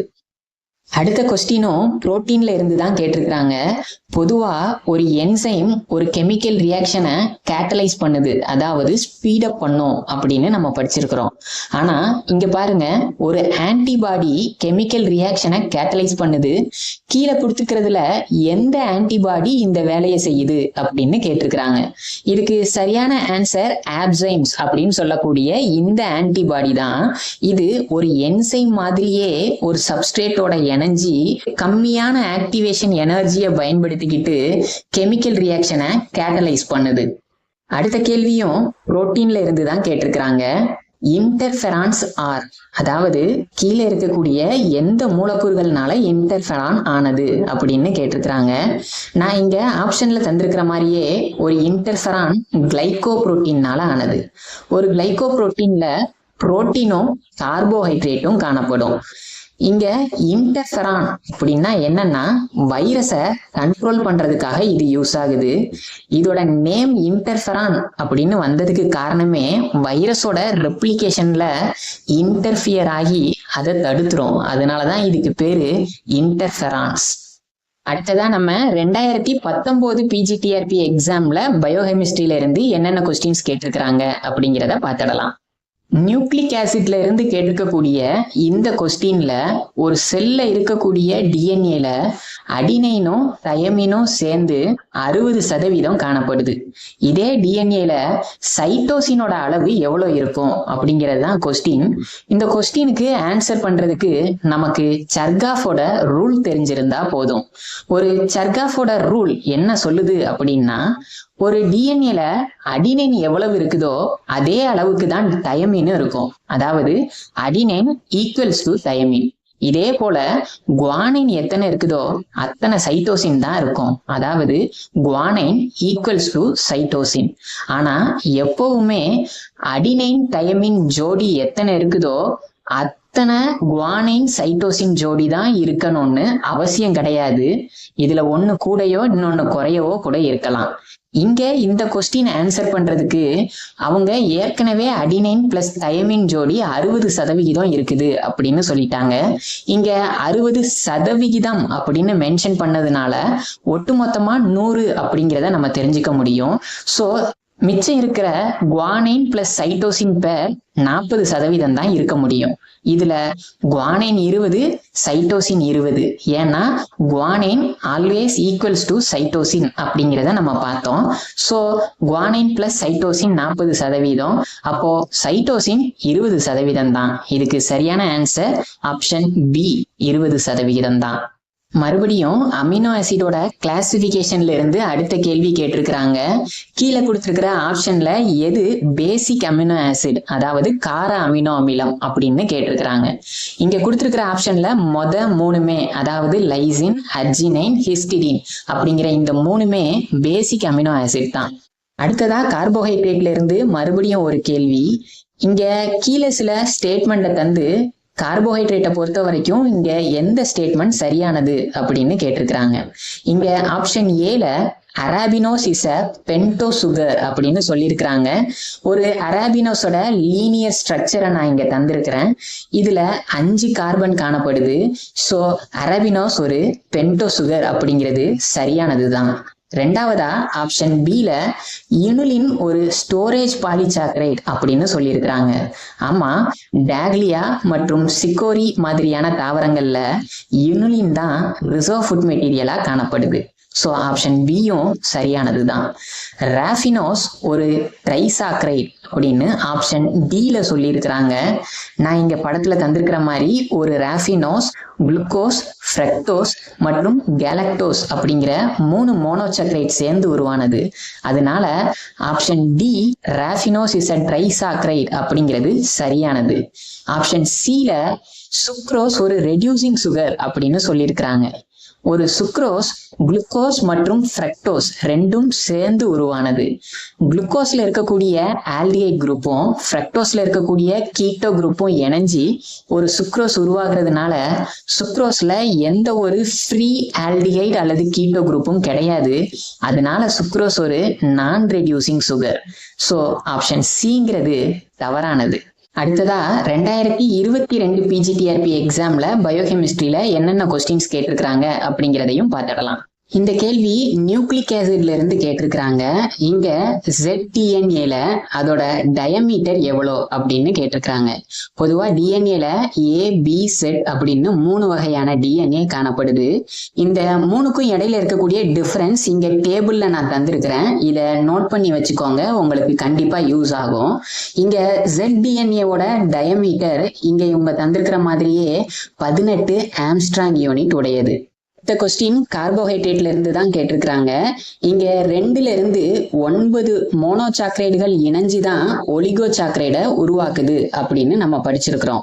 இங்க இவங்க கேட்டுக்கிற கேள்வி என்னன்னா, இங்க இணையக்கூடிய 2 மோனோசாக்கரைடுகளுக்கு இடையில எந்த வகையான பிணைப்பு ஏற்படுது அப்படின்னு கேட்டிருக்கிறாங்க. இங்க 2 மோனோசாக்கரைடுகள் கிளைகோசிடிக் பாண்ட் மூலமா இணைஞ்சுதான் ஒலிகோசாக்கரைடை உருவாக்குது. புரோட்டீன்ல இருந்து கேட்டிருக்கக்கூடிய இந்த கொஸ்டின்ல 2 அமினோ ஆசிட் பெப்டைட் பாண்ட் மூலமா இணைஞ்சி புரதத்தை உருவாக்குது அப்படின்னு நமக்கு தெரியும். இப்படி புரதம் உருவாகும் போது ஒரு பெப்டைட் பாண்ட்ல என்ன மூலக்கூறு வெளியேறுது அப்படின்னு கேட்டிருக்கிறாங்க. இதுக்கு சரியான ஆன்சர் ஒரு வாட்டர் மாலிக்யூல் ரிமூவ் ஆகிறதன் மூலமா தான் 2 அமினோ ஆசிடுக்கு இடையில பெப்டைட் பாண்ட் உருவாகுது. ஸோ ஆன்சர் வாட்டர் மாலிக்யூல் தான். பயோகெமிஸ்ட்ரியில மாடல் டெஸ்ட்டுக்கான கொஸ்டின் பேப்பர் நம்மளோட வாட்ஸ்அப் சேனல்ல போஸ்ட் பண்ணியிருக்கிறேன். வாட்ஸ்அப் சேனல்ல ஜாயின் பண்றதுக்கு டிஸ்கிரிப்ஷன்ல லிங்க் இருக்குது, அல்லது இங்க இருக்கிற QR கோடை ஸ்கேன் பண்ணியும் நீங்க ஜாயின் பண்ணிக்கலாம். ஒரு பயோகெமிஸ்ட்ரி டாபிக்கை நீங்க படிக்க ஆரம்பிக்கும் போது நான் இங்க கொடுத்துருக்கிற மாதிரியே இந்த 6 டாபிக்கையும் படிக்கிற மாதிரி இருக்கும். இந்த 6 டாபிக்ல கடந்த 5 வருஷமா எங்கெங்க இருந்து அதிகமான கேள்வி கேட்டிருக்கிறாங்க அப்படின்னு நம்ம பார்த்தோம்னா, புரோட்டீன்ல இருந்து 8 கேள்வியும், அடுத்ததா கார்போஹைட்ரேட்ல இருந்து 5 கேள்வியும் கேட்டிருக்கிறாங்க. ஸோ இந்த 2 பார்ட்டுக்கு அதிக கவனம் கொடுத்துக்கோங்க, மற்ற பகுதிகளையும் நல்லா படிச்சுக்கோங்க. இந்த வீடியோ உங்களுக்கு பிடிச்சிருந்ததுன்னா கண்டிப்பா லைக் பண்ணுங்க. இந்த வீடியோவை உங்களோட ஃப்ரெண்ட்ஸுக்கு ஷேர் பண்ணுங்க. பெரும்பாலானோர் இன்னும் சப்ஸ்கிரைப் பண்ணாமலே பாக்குறீங்க. தொடர்ச்சியா PGTRP பாட்னி சம்பந்தமான வீடியோவுக்கு இந்த சேனலை சப்ஸ்கிரைப் பண்ணிக்கோங்க. Thank you. Hello everyone, I am Raj. Welcome to my channel. Previous வீடியோவில் வந்து நம்ம செல் சைக்கிளை பற்றி டீட்டெயிலாக பார்த்தோம். இன்றைக்கி நம்ம இந்த வீடியோவில் செல் சைக்கிள் செக் பாயிண்ட்டை பற்றி தான் பார்க்க போகிறோம். சரி, வாங்க வீடியோக்குள்ளே போகலாம். செல் சைக்கிள் செக் பாயிண்ட் அப்படின்றது நத்திங் பட் அந்த செல் சைக்கிளை வந்து கண்ட்ரோல் பண்ணக்கூடிய ஒரு மெக்கானிசத்தை தான் நம்ம செல் சைக்கிள் செக் பாயிண்ட் அப்படின்னு சொல்கிறோம். சரி, இந்த செக் பாயிண்ட் வந்து என்னத்தை கண்ட்ரோல் பண்ணுது, எப்படி கண்ட்ரோல் பண்ணுது அப்படின்றத நம்ம இப்போ டீட்டெயிலாக பார்க்கலாம். சரி, ஒரு செல் சைக்கிளை பற்றி நம்ம லாஸ்ட் வீடியோலேயே வந்து டீட்டெயிலாக பார்த்துட்டோம். செல் சைக்கிள் ஸ்டார்டிங்கில் வந்து ஒரு செல் இருக்கும். ஸோ அதை நம்ம பேரண்ட் செல் அப்படின்னு சொல்லுவோம். அது செல் சைக்கிளை வந்து கம்ப்ளீட் பண்ணிச்சு அப்படின்னா 2 டாட்டர் செல்ஸை வந்து ஃபார்ம் பண்ணும். ஸோ இதுதான் நம்ம செல் சைக்கிள் அப்படின்னு சொல்கிறோம். இந்த செல் சைக்கிளில் வந்து 2 ஃபேஸஸ் இருக்குது. ஒன்று இன்டர்ஃபேஸு அண்ட் நெக்ஸ்ட் வந்து எம் ஃபேஸு. இந்த இன்டர்ஃபேஸில் வந்து பார்த்தீங்கன்னா ஒரு 3 சப்ஃபேஸஸ் இருக்குது. அதே மாதிரி எம் ஃபேஸஸ்லையும் வந்து பார்த்தீங்கன்னா ஒரு 2 சப்ஃபேஸஸ் இருக்குது. அதை ஒவ்வொன்றத்தை பார்த்தீங்கன்னா டீட்டெயிலாக வந்து நம்ம லாஸ்ட் வீடியோவில் வந்து பார்த்தோம். ஓகேங்களா? இப்போ வந்து G1ல வந்து பார்த்தீங்கன்னா ஒரு செல் இருக்குன்னு வச்சுக்கோங்க. ஸோ இந்த கேப் 1 ஃபேஸில் வந்து பார்த்தீங்கன்னா அந்த செல்லுக்குள்ளே என்னென்ன மாதிரியான சிந்தசிஸ் நடக்கும் அப்படின்றத நான் உங்களுக்கு முன்னாடியே சொல்லியிருக்கேன். நெக்ஸ்ட் ஃபேஸுக்கு போகிறதுக்கு தேவையான எல்லா ப்ரிப்பரேஷனுமே வந்து இந்த G1 ஃபேஸில் தான் நடக்கும். லைக் இப்போ எஸ் ஃபேஸில் வந்து DNA ரெப்ளிகேஷன் நடக்கும். அதுக்கு தேவையான சிந்தசிஸ் எல்லாமே வந்து அதுக்கு தேவையான ப்ரிப்பரேஷன் எல்லாமே வந்து G1 ஃபேஸில் இருக்கக்கூடிய செல்லில் தான் நடக்கும். அதிகப்படியான நியூக்ளியோடைடு அண்ட் ப்ரோட்டீன் என்சைம்ஸ் எல்லாமே வந்து இந்த இடத்துல தான் சிந்தசிஸ் ஆகும். அண்ட் நெக்ஸ்ட் எஸ் ஃபேஸுக்கு போனதுக்கப்புறம் DNA வந்து ரெப்ளிகேஷன் நடக்கும். சரி, இப்போ ஒரு செல் இருக்குன்னு வச்சுக்கலாம். G1 ஃபேஸில் இருக்க இந்த செல்லுக்குள்ள DNA ரெப்ளிகேஷனுக்கு தேவையான என்சைம்ஸ் வந்து கரெக்டாக சிந்தசிஸ் ஆகலை அப்படின்னு வச்சுக்கோங்க. ஸோ அந்த செல் வந்து பார்த்தீங்கன்னா இந்த G1 ஃபேஸை வந்து கம்ப்ளீட் பண்ணிட்டு எஸ் ஃபேஸுக்கு போகுது. ஸோ அப்போ எஸ் ஃபேஸ்க்கு வரக்கூடிய அந்த செல்லில் வந்து பார்த்தீங்கன்னா DNA ரெப்ளிகேஷனுக்கு தேவையான என்சைம்ஸ் எதுவும் வந்து கரெக்டாக இல்லை அப்படின்றத ஞாபகம் வச்சுக்கோங்க. அப்போ இந்த இடத்துல வந்து DNA ரெப்ளிகேஷன் வந்து அந்த செல்லில் வந்து நடக்காது. ஸோ அப்போ DNA ரெப்ளிகேஷன் நடக்காத அந்த செல் வந்து பார்த்தீங்கன்னா எஸ் ஃபேஸை வந்து கம்ப்ளீட் பண்ணிட்டு G2 ஃபேஸ்க்கு போகுது. ஸோ அந்த இடத்துல வந்து பார்த்தீங்கன்னா ஒரு சில ப்ரிப்பரேஷன் வந்து நடக்குது. அதுலேயும் வந்து பார்த்தீங்கன்னா இன்கம்ப்ளீட் ஆகுது. நெக்ஸ்ட் ஸ்டேஜஸ்க்கு போச்சு அப்படின்னா ஃபைனலாக வரக்கூடிய டாட்டர் செல்ஸ் வந்து கரெக்டாக இருக்காது. கரெக்டுங்களா? அதில் வந்து ஏகப்பட்ட ப்ராப்ளம்ஸ் இருக்கும்.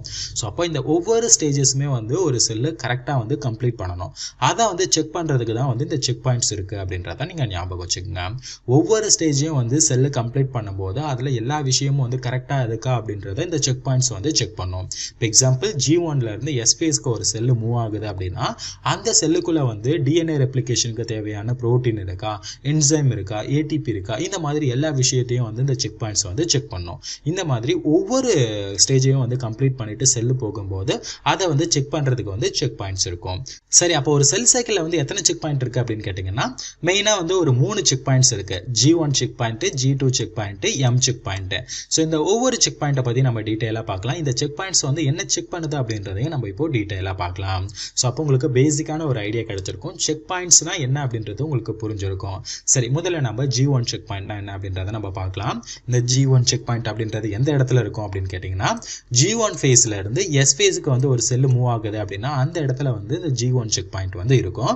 இந்த G1 செக் பாயிண்ட் வந்து என்னென்னலாம் செக் பண்ணும் அப்படின்னு கேட்டிங்கன்னா இப்போ வந்து ஒரு செல்லை வந்து கம்ப்ளீட் பண்ணிடுச்சு, G1 ஃபேஸை வந்து கம்ப்ளீட் பண்ணிடுச்சு அப்படின்னா அந்த செல்லுக்குள்ளே வந்து DNA வந்து கரெக்டாக இருக்கா அப்படின்றத வந்து செக் பண்ணும். ஏன்னா DNAல ஏதாவது டேமேஜ் இருந்தது அப்படின்னா இனிமேல் வரக்கூடிய செல்லுலையும் வந்து அந்த டேமேஜ் வந்து மெயின்டைன் ஆகும். ஸோ அதனால் முதல்ல வந்து DNA வந்து கரெக்டாக இருக்கா இருக்கா அப்படின்றத செக் பண்ணும். நெக்ஸ்ட் வந்து டிஎன்ஏ ரெப்ளிகேஷனுக்கு தேவையான ரிசோர்ஸ் எல்லாமே வந்து கரெக்டாக இருக்கா, நியூக்ளியோடைடு, என்சைம், புரோட்டீன் எல்லாமே கரெக்டாக இருக்கா அப்படின்றத வந்து இந்த G1 செக் பாயிண்ட் வந்து செக் பண்ணும். ஸோ அதுக்கப்புறம் வந்து பார்த்தீங்கன்னா என்வாயர்மெண்ட் வந்து கரெக்டாக இருக்கா அப்படின்றத செக் பண்ணும். சப்போஸ் டெம்பரேச்சர் அதிகமாக இருந்தது அப்படின்னா கரெக்டாக வந்து ரெப்ளிகேஷன் வந்து நடக்காது, எல்லாமே வந்து டீநேச்சர் ஆகிடும். கரெக்டுங்களா? ஸோ அதனால் கொஞ்சம் வெயிட் பண்ணும், டெம்பரேச்சர் வந்து கரெக்டாக இருக்கா அப்படின்னு சொல்லிட்டு எல்லாத்தையுமே வந்து செக் பண்ணிவிட்டு தென் அதுக்கப்புறம் தான் வந்து பார்த்தீங்கன்னா இந்த G1 செக் பாயிண்ட் வந்து அந்த செல்லை வந்து எஸ் ஃபேஸ்க்கு வந்து அலோவ் பண்ணும். ஸோ அப்போ முதல்ல வந்து இந்த G1 செக் பாயிண்ட் என்ன செக் பண்ணுது, ஒரு செல்லில் இருக்கக்கூடிய டிஎன்ஏ கரெக்டாக இருக்கா, அந்த டிஎன்ஏ ரெப்ளிகேஷனுக்கு தேவையான ரிசோர்ஸ் எல்லாமே கரெக்டாக இருக்கா, என்வாயர்மெண்ட் வந்து கரெக்டாக இருக்கா அப்படின்றத எல்லாத்தையுமே வந்து செக் பண்ணுறது இந்த G1 செக் பாயிண்ட் அப்படின்றத நீங்கள் ஞாபகம் வச்சுக்கோங்க. சரி, இப்போ ஒரு செல் இருக்கு. ஸோ இந்த செல்லு வந்து பார்த்தீங்கன்னா G1 வந்து கம்ப்ளீட் பண்ணிடுச்சு, எல்லாமே கரெக்டாக இருந்தது அப்படின்னா இந்த G1 செக் பாயிண்ட் வந்து அதை செக் பண்ணிவிட்டு எஸ் ஃபேஸ்க்கு வந்து அலோவ் பண்ணும். சப்போஸ் இந்த G1 ஃபேஸில் வந்து பார்த்தீங்கன்னா ஒரு செல்லில் வந்து ப்ரோட்டீனோ இல்லை ஏடிபியோ வந்து சிந்தசிஸ் ஆகலை அப்படின்னா ஸோ இந்த G1 செக் பாயிண்ட் அந்த செல்லை என்ன பண்ணும் அப்படின்னா G0 அப்படின்ற ஃபேஸுக்கு வந்து அனுப்பிடும். G0 ஃபேஸுக்கு போயிட்டு அதை நார்மலான ஆக்டிவிட்டியை வந்து பண்ணிட்டு இருக்கோம் அப்படின்றத நீங்கள் ஞாபகம் வச்சுக்கோங்க. அப்போ G1 ஃபேஸ் அப்படின்றது ரொம்பவுமே இம்பார்ட்டன்ட். எஸ் ஃபேஸுக்கு தேவையான எல்லா ப்ரிப்பரேஷனும் வந்து கரெக்டாக இருக்கா அப்படின்றது செக் பண்ணுறது இந்த G1 செக் பாயிண்ட் தான். சரிங்களா? சரி, நெக்ஸ்ட் செக் பாயிண்ட் வந்து G2 செக் பாயிண்ட். இந்த G2 செக் பாயிண்ட் எந்த இடத்துல இருக்கும் அப்படின்னா இந்த G2 ஃபேஸில் இருந்து எம் ஃபேஸுக்கு வந்து மூவ் ஆகுது இல்லையா செல்லு, அந்த இடத்துல இருக்கிறத நம்ம G2 செக் பாயிண்ட் அப்படின்னு சொல்கிறோம். இந்த இடத்துல என்னென்னலாம் செக் பண்ணோம் அப்படின்னா அந்த செல்லுக்குள்ளே வந்து பார்த்தீங்கன்னா டிஎன்ஏ வந்து கரெக்டாக ரெப்ளிகேட் ஆயிருக்கா அப்படின்றத செக் பண்ணோம். ஏன்னா எஸ் ஃபேஸில் வந்து டிஎன்ஏ ரெப்ளிகேஷன் வந்து நடக்கும், அது எல்லாமே கரெக்டாக இருக்கா அப்படின்றத வந்து இந்த G2 செக் பாயிண்ட் வந்து செக் பண்ணோம். அதே மாதிரி அந்த டிஎன்ஏ ரெப்ளிகேஷன் வந்து கம்ப்ளீட் ஆயிருக்கா அப்படின்றதையும் வந்து செக் பண்ணோம். சப்போஸ் டிஎன்ஏ ரெப்ளிகேஷன் நடந்திருக்கும், பாதியில் இருந்தது அப்படின்னா நெக்ஸ்ட் அலோவ் பண்ணாலும் வேஸ்ட்டு தான், அந்த செல் வந்து டிவைட் ஆனாலும் வேஸ்ட்டு தான். கரெக்டுங்களா? ஸோ அதனால் டிஎன்ஏ ரெப்ளிகேஷன் வந்து கம்ப்ளீட் ஆயிருக்கா அப்படின்றத செக் பண்ணோம். அதே மாதிரி டிவிஷனுக்கு தேவையான இந்த என்சைம்ஸ், புரோட்டீன் எல்லாமே கரெக்டாக இருக்கா அப்படின்றதையும் இந்த G2 செக் பாயிண்ட் வந்து செக் பண்ணோம். ஸோ இந்த இடத்துல வந்து இப்போ ஒரு செல் வந்து கரெக்டாக இருக்கு அப்படின்னா அந்த செல்லை வந்து நெக்ஸ்ட்டு எம் ஃபேஸ்க்கு வந்து அலோவ் பண்ணும். சப்போஸ் ஒரு செல் இருக்குன்னு வச்சுக்கலாம், அந்த செல்லில் வந்து ஏதாவது ஒரு சின்ன ப்ராப்ளம் ஏற்பட்டுருச்சு, டிஎன்ஏ வந்து கரெக்டாக ரெப்ளிகேட் ஆகலை அப்படின்னா அந்த G2 செக் பாயிண்ட் வந்து பார்த்தீங்கன்னா அந்த செல்லை வந்து அலோவ் பண்ணும், அந்த ரிப்பேரை வந்து சரி பண்ணுறதுக்கு வந்து அலோவ் பண்ணும். ஸோ அப்போ அந்த ரிப்பேர் வந்து சரியாயிடுச்சு அப்படின்னா அகெயின் வந்து அந்த G2 செக் பாயிண்ட் வந்து எம் ஃபேஸ்க்கு வந்து அந்த செல்லை வந்து அலோவ் பண்ணும். சப்போஸ் அந்த செல்லில் வந்து பார்த்தீங்கன்னா அந்த டிஎன்ஏ ரெப்ளிகேஷன் வந்து இர்ரிவர்சபிள், அதாவது அதை வந்து கரெக்ட் பண்ண முடியாது அப்படின்னா அந்த செல் என்ன ஆகும் அப்படின்னு கேட்டிங்கன்னா அப்போடாப்சிஸ்க்கு வந்து போயிடும். அப்போடாப்சிஸ் அப்படின்றது நத்திங் பட் அந்த செல் வந்து சூசைட் பண்ணிக்கும். ஏன்னா அந்த செல் வந்து அதுக்கப்புறம் வேஸ்ட்டு. ஏன்னா அந்த செல்லுக்குள்ளே வந்து பார்த்தீங்கன்னா டிஎன்ஏ வந்து பார்த்தீங்கன்னா ரெப்ளிகேட் ஆகிருக்கு. ஸோ அது அகெயின் வந்து நார்மல் ஸ்டேஜுக்கும் வந்து போக முடியாது. கரெக்டுங்களா? ஸோ அதனால் அந்த செல் வந்து பார்த்தீங்கன்னா போய் சூசைட் பண்ணிக்கும். அந்த சூசைட் பண்ணிக்கிறது தான் நம்ம அப்போடாப்சிஸ் அப்படின்னு சொல்லுவோம், ப்ரோக்ராம்டு செல் டெத் அப்படின்னு நம்ம சொல்லலாம். ஸோ ரெண்டுமே ஒரே விஷயம் தான். ஓகேங்களா? அப்போ G2 செக் பாயிண்ட் அப்படின்றது ரொம்பவே இம்பார்ட்டன்ட்டு. இந்த எஸ் அண்ட் G2 ஃபேஸில் நடக்கக்கூடிய எல்லா விஷயத்தையுமே வந்து செக் பண்ணுறது வந்து இந்த G2 செக் பாயிண்ட் அப்படின்றத நீங்கள் ஞாபகம் வச்சுக்கோங்க. சப்போஸ் இதில் ஏதாவது ப்ராப்ளம் இருந்தது அப்படின்னா அந்த செல் எல்லாமே வந்து அப்போடாப்சிஸ்க்கு வந்து போயிடும். சரி, நம்ம நெக்ஸ்ட் செக் பாயிண்ட் என்ன அப்படின்றத நம்ம பார்க்கலாம். M check point. இந்த எம் செக் பாயிண்ட் அப்படின்றது எந்த இடத்துல இருக்கும் அப்படின்னா நம்ம முன்னாடியே பார்த்துருக்கோம், இந்த எம் ஃபேஸ் வந்து பார்த்தீங்கன்னா ரெண்டு ப்ராசஸ் வந்து நடக்கும். அதில் ஒன்று கேரியோகைனசிஸ், அதுக்கப்புறம் வந்து சைட்டோகைனசிஸ் வந்து நடக்கும். இந்த கேரியோகைனசிஸில் வந்து பார்த்தீங்கன்னா 4 ஸ்டேஜஸ் இருக்குது. ஒன்று ப்ரோஃபேஸு, மெட்டாஃபேஸு, அனாஃபேஸ், டீலோஃபேஸ் அப்படின்ற 4 ஸ்டேஜஸ் இருக்கு. ஸோ அப்போ இந்த மெட்டாஃபேஸ்லேருந்து அனாஃபேஸ்க்கு வந்து ஒரு செல்லு மூவ் ஆகுது இல்லையா, இந்த இடத்துல தான் அந்த மெட்டாஃபேஸ்க்கு நடுவில் தான் வந்து பார்த்தீங்கன்னா இந்த எம் செக் பாயிண்ட் இருக்கும். இந்த எம் செக் பாயிண்ட்டை வந்து நம்ம மெட்டா செக் பாயிண்ட் அப்படின்னு கூட சொல்லலாம்.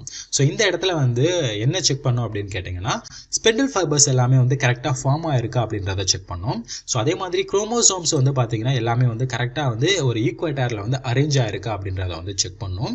அண்ட் அதுக்கப்புறம் வந்து குரோமோசோம்ஸ் எல்லாமே கரெக்டாக அந்த ஸ்பெண்டில் ஃபைபர் கூட வந்து அட்டாச் ஆயிருக்கா அப்படின்றத வந்து செக் பண்ணோம். சரி, இப்போ ஒரு செல் இருக்கு அப்படின்னு வச்சுக்கலாம். இந்த செல்லில் எம் ஃபேஸ் அப்போ குறிப்பாக கேரியோகைனசிஸில் வந்து பார்த்தீங்கன்னா நிறைய ஸ்பிண்டில் ஃபைபர்ஸ் வந்து ஃபார்ம் ஆகும். ஸோ அந்த ஸ்பிண்டில் ஃபைபர்ஸ் எல்லாமே கரெக்டாக ஃபார்ம் ஆயிருக்கா, குரோமோசோம் கூட வந்து அட்டாச் ஆயிருக்கா, குரோமோசோம் வந்து கரெக்டாக வந்து ஒரு ஈக்குவேட்டர் ரீஜனில் வந்து கொண்டு வந்திருக்கா, இந்த மாதிரியான வேலையை தான் வந்து இந்த எம் செக் பாயிண்ட் வந்து சரி பார்க்கும். சப்போஸ் ஏதாவது ஒரு குரோமோசோமில் வந்து இந்த ஸ்பிண்டில் ஃபைபர்ஸ் வந்து அட்டாச் ஆகலை அப்படின்னா கரெக்டாக வந்து அந்த ஸ்பிண்டில் ஃபைபர்ஸ் வந்து அட்டாச் ஆகிறதுக்கு வந்து இந்த எம் செக் பாயிண்ட் வந்து ஹெல்ப் பண்ணும். ஸோ அப்போ எல்லாமே கரெக்டாக வந்து அரேஞ்ச் ஆகிடுச்சு அப்படின்னா நெக்ஸ்ட் ஸ்டேஜஸ்க்கு வந்து பார்த்தீங்கன்னா மூவ் ஆகும், அனா ஃபேஸ்க்கு வந்து மூவ் ஆகும். ஸோ அப்போ எம் ஃபேஸில் இருந்து அனா ஃபேஸ்க்கு மூவ் ஆகிற இடத்துல வந்து ஒரு எம் செக் பாயிண்ட் இருக்கும் அப்படின்றத நீங்கள் தெளிவாக புரிஞ்சுக்கோங்க. ஸோ இவ்வளோ தான் வந்து பார்த்தீங்கன்னா செக் பாயிண்ட். குறிப்பாக 3 செக் பாயிண்ட் வந்து மெயினாக நம்ம பார்க்குறோம். ஒன்று G1 check point, G2 check point, M check point. இந்த G1 செக் பாயிண்ட் வந்து பார்த்தீங்கன்னா G1லேருந்து எஸ் ஃபேஸுக்கு மூவ் ஆகக்கூடிய செல்லை வந்து செக் பண்ணோம். இந்த G2 செக் பாயிண்ட் வந்து பார்த்தீங்கன்னா G2லேருந்து இந்த எம் ஃபேஸ்க்கு மூவ் ஆகக்கூடிய செல்லை செக் பண்ணோம். இந்த எம் ஃபேஸ் அப்படின்றது மெட்டா ஃபேஸ்லேருந்து அனா ஃபேஸ்க்கு வந்து செல் வந்து மூவ் ஆகும்போது அதில் இருக்கக்கூடிய எல்லாத்தையுமே வந்து செக் பண்ணோம்.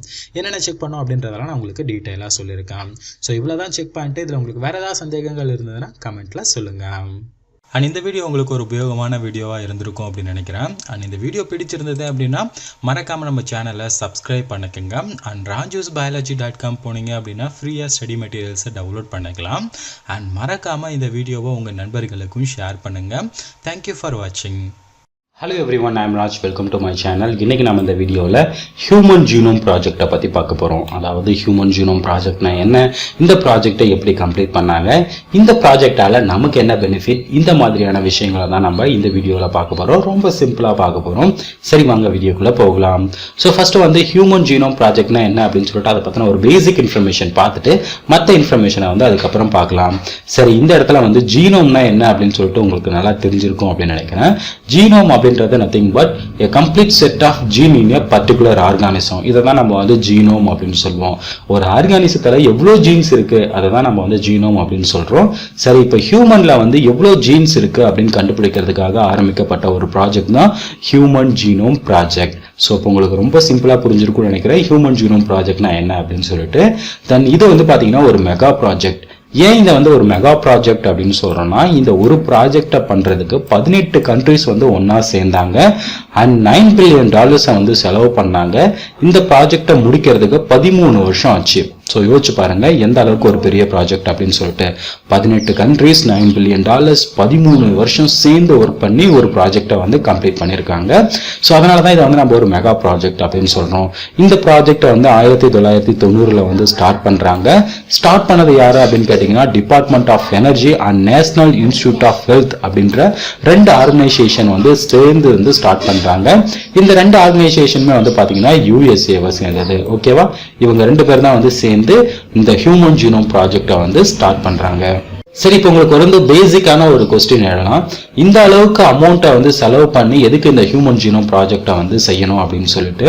ஸோ ரொம்ப சிம்பிளான ஒரு விஷயம் தான். ஓகேவா, இப்போ உங்களுக்கு ஏதாவது ஒரு டிசீஸ் வந்துருச்சு அப்படின்னு வச்சுக்கலாம். நீங்கள் வந்து டாக்டர் கிட்ட போறீங்க. டாக்டர் கிட்ட போனோடனே அவங்க வந்து உங்களை செக் பண்ணிட்டு இப்போ உங்களுக்கு எந்த டிசீஸோ அதை வந்து சொல்லிடுவாங்க. இப்போ எக்ஸாம்பிள் வந்து உங்களுக்கு கேன்சர் இருந்தது அப்படின்னா டாக்டர் போன உடனே வந்து கண்டுபிடிச்சிருவாங்க. ஸோ கண்டுபிடிச்சதுக்கு அப்புறம் அதுக்கு ஏதாவது ட்ரீட்மெண்ட் இருந்தது அப்படின்னா அதை கொடுப்பாங்க. ஸோ இந்த மாதிரி எந்த ஒரு டிசீஸ் வந்தாலும், பாக்டீரியாஸ், வைரஸ், எதனால வந்தாலும் சரி, அது ரொம்ப ஈஸியா வந்து டாக்டர்ஸ் வந்து கண்டுபிடிச்சிருவாங்க. பட் ஜெனட்டிக்கல் டிசார்டர்ஸ் ஏதாவது வந்துருச்சு அப்படின்னா யோசிச்சு பாருங்க, கண்டிப்பா வந்து டாக்டர்ஸ்க்கு தெரியறதுக்கு வாய்ப்பே கிடையாது. ஏன்னா அவங்களுக்கு ஜீனோமை பத்தி எந்த ஒரு நாலேஜுமே கிடையாது. இதுக்கு முன்னாடி நான் சொல்றேன், அதாவது ஹியூமன் ஜீனோம் ஸ்டார்ட் பண்றதுக்கு முன்னாடி. ஓகேவா, ஸோ அந்த அளவுக்கு எந்த ஒரு நாலேஜுமே கிடையாது. தென் அதுக்கப்புறம் எப்படி அவங்க வந்து இது ஜெனட்டிக்கல் டிசார்டர்ஸ் அப்படின்னு சொல்லுவாங்க, எதனால ஏற்பட்டது அப்படின்னு எப்படி சொல்லுவாங்க, ஸோ அதை கியூர் பண்றதுக்கு எப்படி அவங்க சொல்லுவாங்க, வாய்ப்பே கிடையாது இல்லையா. ஃபர்ஸ்ட் வந்து ஹியூமன் ஜீனோமை பத்தி அவங்களுக்கு தெரிஞ்சது அப்படின்னா, ஸோ அதை வந்து கியூர் பண்றதுக்கு ஏதாவது வாய்ப்புகள் இருக்கா, எந்த ஜீனோம்ல இது ஏற்பட்டிருக்கா, அதை ரிப்பேர் பண்ண முடியுமா. ஸோ இந்த மாதிரி இன்ஃபர்மேஷன் வந்து அவங்களுக்கு கிடைக்கிறது எப்போ, இந்த ஹியூமன் ஜீனோமை பத்தி கம்ப்ளீட் இன்ஃபர்மேஷன் கிடைச்சதுக்கு அப்புறம் தான். ஸோ அதனால ஒரு ஹியூமன் ஜீனோமோட இன்ஃபர்மேஷன் தெரிஞ்சுக்கிறது அப்படின்றது ரொம்ப இம்பார்ட்டண்டான ஒரு விஷயம். ஸோ அதனால தான் இந்த ஹியூமன் ஜீனோம் ப்ராஜெக்டை வந்து இவ்வளோ அமௌண்ட்டை கொடுத்து இத்தனை வருஷமா வந்து ரொம்ப பேர் சேர்ந்து வந்து இந்த ப்ராஜெக்டை வந்து பண்றாங்க. ஓகேவா, சரி, இப்போ வந்து ஹியூமன் ஜீனோம் வந்து சீக்வன்ஸ் பண்ணிட்டு இருக்காங்க.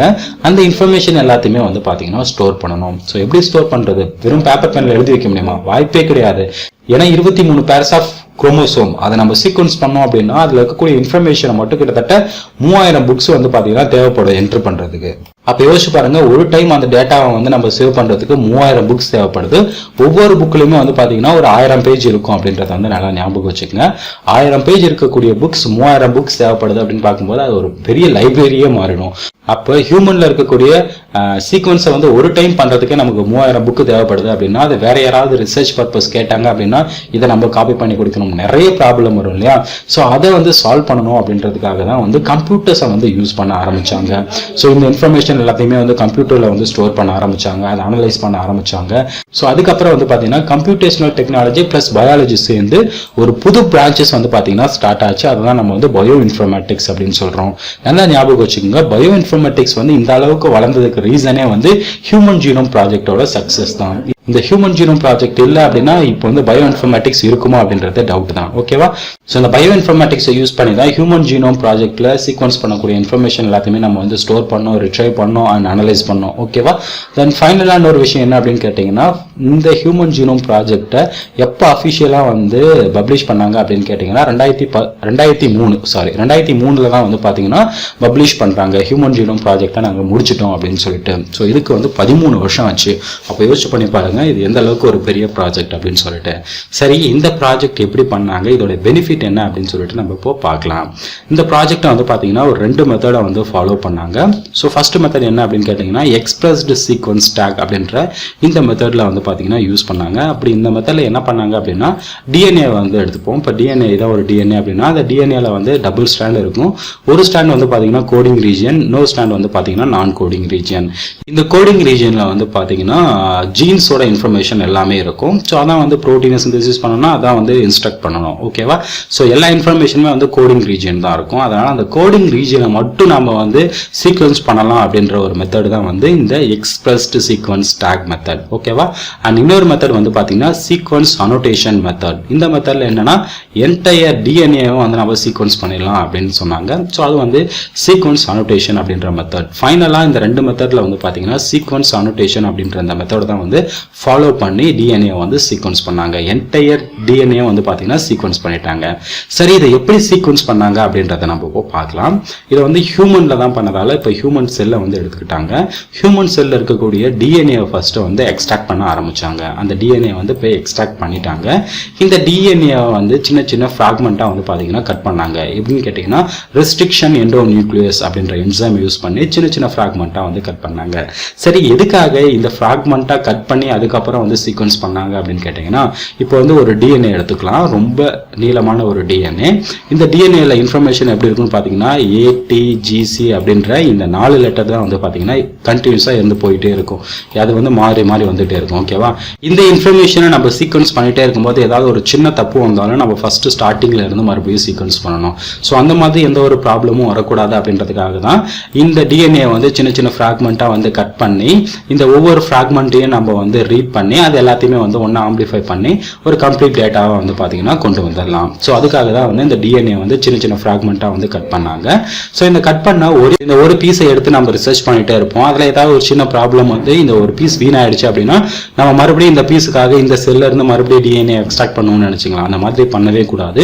ஃபர்ஸ்ட் ஒன்ஸ் வந்து ஒரு டிஎன்ஏ எக்ஸ்ட்ராக்ட் பண்ணிட்டோம் அப்படின்னா அந்த டிஎன்ஏ மட்டும் தான் நம்ம ஃபர்ஸ்ட் வந்து சீக்வன்ஸ் பண்ணணும். ஸோ அதனால இந்த ஃப்ராக்மெண்ட் எல்லாத்தையுமே வந்து பார்த்தீங்கன்னா ஆம்பிளிஃபை பண்ணாங்க. ஆம்பிளிஃபை பண்ணுறதுக்கு அவங்க வெக்டர்ஸ், பாக்டீரியாஸ்லாம் வந்து யூஸ் பண்ண ஆரம்பிச்சாங்க. ஸோ அதுக்கு என்னென்ன வெக்டர்ஸை யூஸ் பண்ணாங்க அப்படின்னு கேட்டிங்கன்னா BAC அப்படின்ற ஒரு வெக்டரை வந்து யூஸ் பண்ணாங்க. பாக்டீரியல் ஆர்டிஃபிஷியல் குரோமோசோம் அப்படின்ற வெக்டரை யூஸ் பண்ணாங்க. அண்ட் அதுக்கப்புறம் YAC அப்படின்ற ஒரு வெக்டரை வந்து யூஸ் பண்ணாங்க. அதாவது ஈஸ்ட் ஆர்டிஃபிஷியல் குரோமோசோம் அப்படின்ற இந்த 2 வெக்டர்ஸை வந்து யூஸ் பண்ணாங்க. அதில் காமனாக யூஸ் பண்ணது வந்து பார்த்தீங்கன்னா YAC. இந்த வெக்டரை யூஸ் பண்ணி இந்த ஃப்ராக்மெண்ட் டிஎன்ஏ எல்லாத்தையுமே வந்து பார்த்தீங்கன்னா ஆம்பிளிஃபை பண்ணிட்டாங்க. நிறைய ஆம்பிளிஃபை பண்ணிட்டாங்க. தென் இதில் இருக்கக்கூடிய ஒரு சின்ன ஃப்ராக்மெண்ட்டை எடுத்து மறுபடியும் வந்து அனலைஸ் பண்ணாங்க. அதுக்கு என்ன மெத்தடை யூஸ் பண்ணாங்க அப்படின்னா சாஞ்சர் சீக்வன்சிங் மெத்தட் அப்படின்ற ஒரு மெத்தடை யூஸ் பண்ணி அனலைஸ் பண்ணாங்க. ஸோ இதான் வந்து பார்த்தீங்கன்னா ஒரு ஸ்டாண்டர்டான மெத்தட் அப்படின்னு சொல்லலாம். சாஞ்சர் அப்படின்றவர் வந்து என்ன பண்ணாருன்னா ஒரு சீக்வன்சிங் மெத்தடை வந்து கண்டுபிடிச்சாரு டிஎன்ஏ சீக்வன்ஸ் பண்றதுக்கு. அதுக்காகவே வந்து பார்த்தீங்கன்னா இவருக்கு நோபல் பிரைஸும் வந்து கொடுத்துருக்காங்க. இவருக்கு 2 டைம் நோபல் பிரைஸ் கொடுத்துருக்காங்க. அதில் ஒரு டைம் எதுக்காகன்னு கேட்டிங்கன்னா இந்த டிஎன்ஏ சீக்வன்சிங் எப்படி பண்ணுறது அப்படின்றதுக்காக கண்டுபிடிச்ச ஒரு மெத்தடுக்காக இவருக்கு நோபல் பிரைஸும் கிடைச்சது. ஸோ அந்த மெத்தடே வந்து பார்த்தீங்கன்னா சாஞ்சர் சீக்வன்சிங் மெத்தட் அப்படின்னு சொல்ல ஆரம்பிச்சிட்டாங்க. ஸோ அந்த மெத்தட் மூலமாக இந்த சின்ன சின்ன ஃப்ராக்மெண்ட் எல்லாத்தையுமே வந்து நம்ம சீக்வன்ஸ் பண்ண ஆரம்பிச்சிட்டோம். ஸோ சீக்வன்ஸ் பண்ண இன்ஃபர்மேஷன் எல்லாத்தையுமே கடைசியாக வந்து அசம்பிள் பண்ணி அதை வந்து ஒரு கம்ப்யூட்டரில் வந்து பார்த்தீங்கன்னா நம்ம டேட்டாவை வந்து ஸ்டோர் பண்ண ஆரம்பித்தோம். ஸோ அந்த ஃபீல்டுக்கு பேர் தான் வந்து பயோ இன்ஃபர்மேட்டிக்ஸ். ஓகேவா? ஸோ அந்த இன்ஃபர்மேஷனை நம்ம எப்போ வேணாலும் எடுத்துக்கலாம், எப்போ வேணாலும் அனலைஸ் பண்ணிக்கலாம், யாருக்கு வேணாலும் கொடுத்துக்கலாம். ரொம்ப ரொம்ப சிம்பிளான ஒரு விஷயம். ஓகேவா? ஸோ இதுக்காக நம்ம வந்து கம்ப்யூட்டர்ஸை வந்து யூஸ் பண்ண ஆரம்பித்தோம். ஸோ இந்த மெத்தட் மூலமாக தான் வந்து ஹியூமன் ஜீனோமை வந்து பார்த்தீங்கன்னா சீக்வன்ஸ் பண்ண ஆரம்பித்தாங்க. ஸோ உங்களுக்கு வந்து பேசிக்காக புரிஞ்சிருக்கும்னு நினைக்கிறேன். அண்ட் நெக்ஸ்ட் ஹியூமன் ஜீனோம் ப்ராஜெக்டோட சாலியன்ட் ஃபியூச்சர்ஸ் என்னென்ன அப்படின்னு சொல்லிட்டு பார்க்கலாம். நம்ம சக்ஸஸ்ஃபுல்லாக வந்து பார்த்தீங்கன்னா ஹியூமன் ஜீனோம் ப்ராஜெக்டை வந்து கம்ப்ளீட் பண்ணிட்டோம். நமக்கு கிடைச்ச ரிசல்ட் என்ன அப்படின்னு கேட்டிங்கன்னா, அதில் மட்டுமே கிட்டத்தட்ட 3164 மில்லியன் நியூக்ளியோடைட் பேஸ் பேர்ஸை வந்து பார்த்தீங்கன்னா நம்ம சீக்வன்ஸ் பண்ணியிருக்கோம். ஸோ அதில் கிடைச்சது நமக்கு 30,000 ஜீன்ஸ் வந்து பார்த்தீங்கன்னா கிடைச்சிருக்கு. ஸோ நம்ம ஃபைனலாக அனலைஸ் பண்ணதில் 30,000 ஜீன் வந்து கண்டுபிடிச்சிருக்கோம். இந்த ஒவ்வொரு ஜீனோட பேஸ் பேருமே வந்து பார்த்தீங்கன்னா ஆவரேஜாக வந்து 3000 பேஸ் பேர்ஸ் வந்து இருந்திருக்கு. ஸோ 30,000 ஜீன் கண்டுபிடிச்சோம். அந்த ஒவ்வொரு ஜீனோட ஆவரேஜ் சீக்வன்ஸ் வந்து பார்த்தீங்கன்னா 3000 பேஸ் பேர்ஸ் இருக்கிறதா வந்து நம்ம கண்டுபிடிச்சோம். தென் ஒவ்வொரு ஜீனுக்குமே தகுந்த மாதிரி வேறுபடலாம். ஸோ ஆவரேஜ் அப்படின்றது நார்மலாக வந்து 3000 இருக்கும் அப்படின்னு சொன்னோம். அது கம்மியாகவும் இருக்கலாம், அதிகமாகவும் இருக்கலாம். ஸோ இது depend on the particular gene. ஓகேவா? ஸோ அதில் நம்ம வந்து ஹையஸ்ட் நம்பர் ஆஃப் பேஸ் பேர் எதில் இருக்குன்னு பார்த்தீங்கன்னா டிஸ்ட்ரோஃபின் அப்படின்ற இந்த ஜீன்ல தான் வந்து பார்த்தீங்கன்னா highest number of nucleotide base pairs இருக்கு. எவ்வளோன்னு கேட்டிங்கன்னா 2.4 மில்லியன் பேஸ் பேர்ஸ் இருக்கு. ஓகேவா? இதான் largest gene in human dystrophin. Okay. And ஃபைனலாக நம்ம இன்னொரு விஷயம் வந்து கண்டுபிடிச்சோம். என்ன அப்படின்னு கேட்டிங்கன்னா 99.9% ஆஃப் நியூக்ளியோடைட் பேஸ் பேர் வந்து எல்லா ஹியூமன்லேயும் வந்து சேம் அப்படின்றத கண்டுபிடிச்சோம். இப்போ வந்து நம்ம டிஎன்ஏ எடுத்துப்போம், என்னுடைய டிஎன்ஏ எடுத்துப்போம், நீங்கள் பார்க்குறீங்க உங்களுடைய டிஎன்ஏ எடுத்துப்போம், இந்த வேர்ல்டுலேயே ரொம்ப பாப்புலரான ஒரு ஆள் அவருடைய டிஎன்ஏ எடுத்துப்போம். நம்மளுடைய 3 பேரோட டிஎன்ஏவும் வந்து பார்த்தோம் அப்படின்னா 99.9% வந்து பார்த்தீங்கன்னா சிமிலாரிட்டிஸ் இருக்கும். மீதி இருக்கக்கூடிய 0.1 தான் வந்து பார்த்தீங்கன்னா வேரியேஷன்ஸ் இருக்கும். ஸோ அதை பற்றி நம்ம வந்து பின்னாடி வந்து பார்க்கலாம். அண்ட் ஜஸ்ட் வந்து ஞாபகம் வச்சுக்கோங்க, 99.9% வந்து பார்த்தீங்கன்னா சேமாக இருக்கும். அண்ட் இன்னொரு விஷயத்த வந்து பார்த்தீங்கன்னா நம்ம கண்டுபிடிச்சோம். இது ரொம்ப ரொம்ப முக்கியமான விஷயம் அப்படின்னு சொல்லலாம். ரிப்பீட்டேட்டட் சீக்வன்ஸ் வந்து பார்த்தீங்கன்னா நம்ம நிறைய பார்த்தோம். ரிப்பீட்டேட்டட் சீக்வன்ஸ் அப்படின்றது ஒரு டிஎன்ஏ ஸ்டாண்ட் இருக்குது. இந்த டிஎன்ஏ ஸ்டாண்டில் வந்து பார்த்தீங்கன்னா இப்போ ஏஜிடி இது வந்து பார்த்தீங்கன்னா ஒரு சீக்வன்ஸ்னு வச்சுக்கலாம், ஏஜிடி. ஸோ இது வந்து பார்த்தீங்கன்னா ரிப்பீட் ஆகிட்டே இருக்கும், ஏஜிடி. ஸோ இந்த மாதிரி ரிப்பீட்டேட்டிவ் சீக்வன்ஸை வந்து பார்த்தீங்கன்னா ஹியூமன் ஜீனோமில் நிறைய பார்ட்டில் ரொம்ப அதிகமான பார்ட்டை வந்து இதுதான் நம்ம வந்து பார்த்தோம். அண்ட் அதுக்கப்புறம் வந்து பார்த்தீங்கன்னா வெறும் 2% ஆஃப் ஜீன்ஸ் தான் வந்து பார்த்தீங்கன்னா ப்ரோட்டீனை வந்து கோட் பண்ணுது அப்படின்ற இன்னொரு இன்ஃபர்மேஷனும் நமக்கு கிடைச்சிது. தென் ஃபைனலாக இன்னொரு விஷயம் என்ன அப்படின்னு கேட்டிங்கன்னா குரோமோசோம் 1 இதில் தான் வந்து பார்த்தீங்கன்னா ஹையஸ்ட் நம்பர் ஆஃப் ஜீன் இருக்குது. எவ்வளோ ஜீன் இருக்குன்னு கேட்டிங்கன்னா 2968 ஜீன்ஸ் வந்து இந்த குரோமோசோம் 1ல் இருக்குது. அதே மாதிரி ரொம்ப கம்மியான ஜீன் வந்து எந்த குரோமோசோமில் இருக்குன்னு கேட்டிங்கன்னா ஒய் குரோமோசோமில் இருக்குது. ஸோ இதெல்லாம் வந்து பார்த்தீங்கன்னா நம்ம ஹியூமன் ஜீனோம் ப்ராஜெக்டை கம்ப்ளீட் பண்ணதுக்கப்புறம் கிடைச்ச முக்கியமான இன்ஃபர்மேஷன். சரிங்களா? அண்ட் இன்னொரு முக்கியமான விஷயம் நான் வந்து சொல்ல மறந்துட்டேன். அது என்ன அப்படின்னு கேட்டிங்கன்னா அஃபிஷியலாக வந்து ஹியூமன் ஜீனோம் ப்ராஜெக்ட் அனௌன்ஸ் பண்ண வருஷம் என்னன்னு கேட்டிங்கன்னா 2003. பட் அப்போ ஒரு விஷயம் வந்து அவங்க பண்ணலை. என்னன்னு கேட்டிங்கன்னா இந்த குரோமோசோம் 1ஓட சீக்வன்ஸை வந்து அவங்க பண்ணி முடிக்கல. அதுக்கப்புறம் ஒரு 3 வருஷம் எக்ஸ்டெண்ட் பண்ணி தான் வந்து இந்த குரோமோசோம் 1ஓட சீக்வன்ஸ் எல்லாத்தையுமே வந்து பண்ணாங்க. ஓகேவா?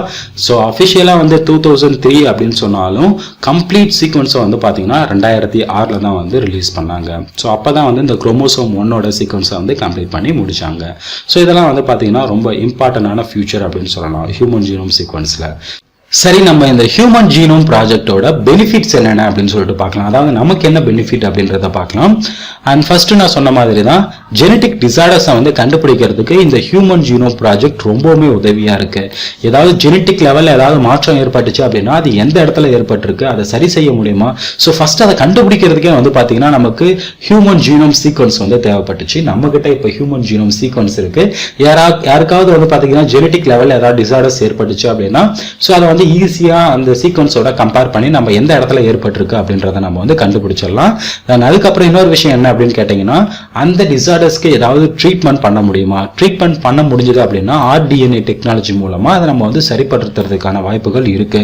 இப்போ நிறைய ஜெனட்டிக் டிசார்டர்ஸ்க்கு வந்து பாத்தீங்கன்னா நிறைய சொல்யூஷனை வந்து ஆர்டிஎன்ஏ டெக்னாலஜி மூலமா வந்து கண்டுபிடிச்சிட்டாங்க. ஸோ அதான் வந்து ரியல் ஃபேக்டே. ஓகேவா?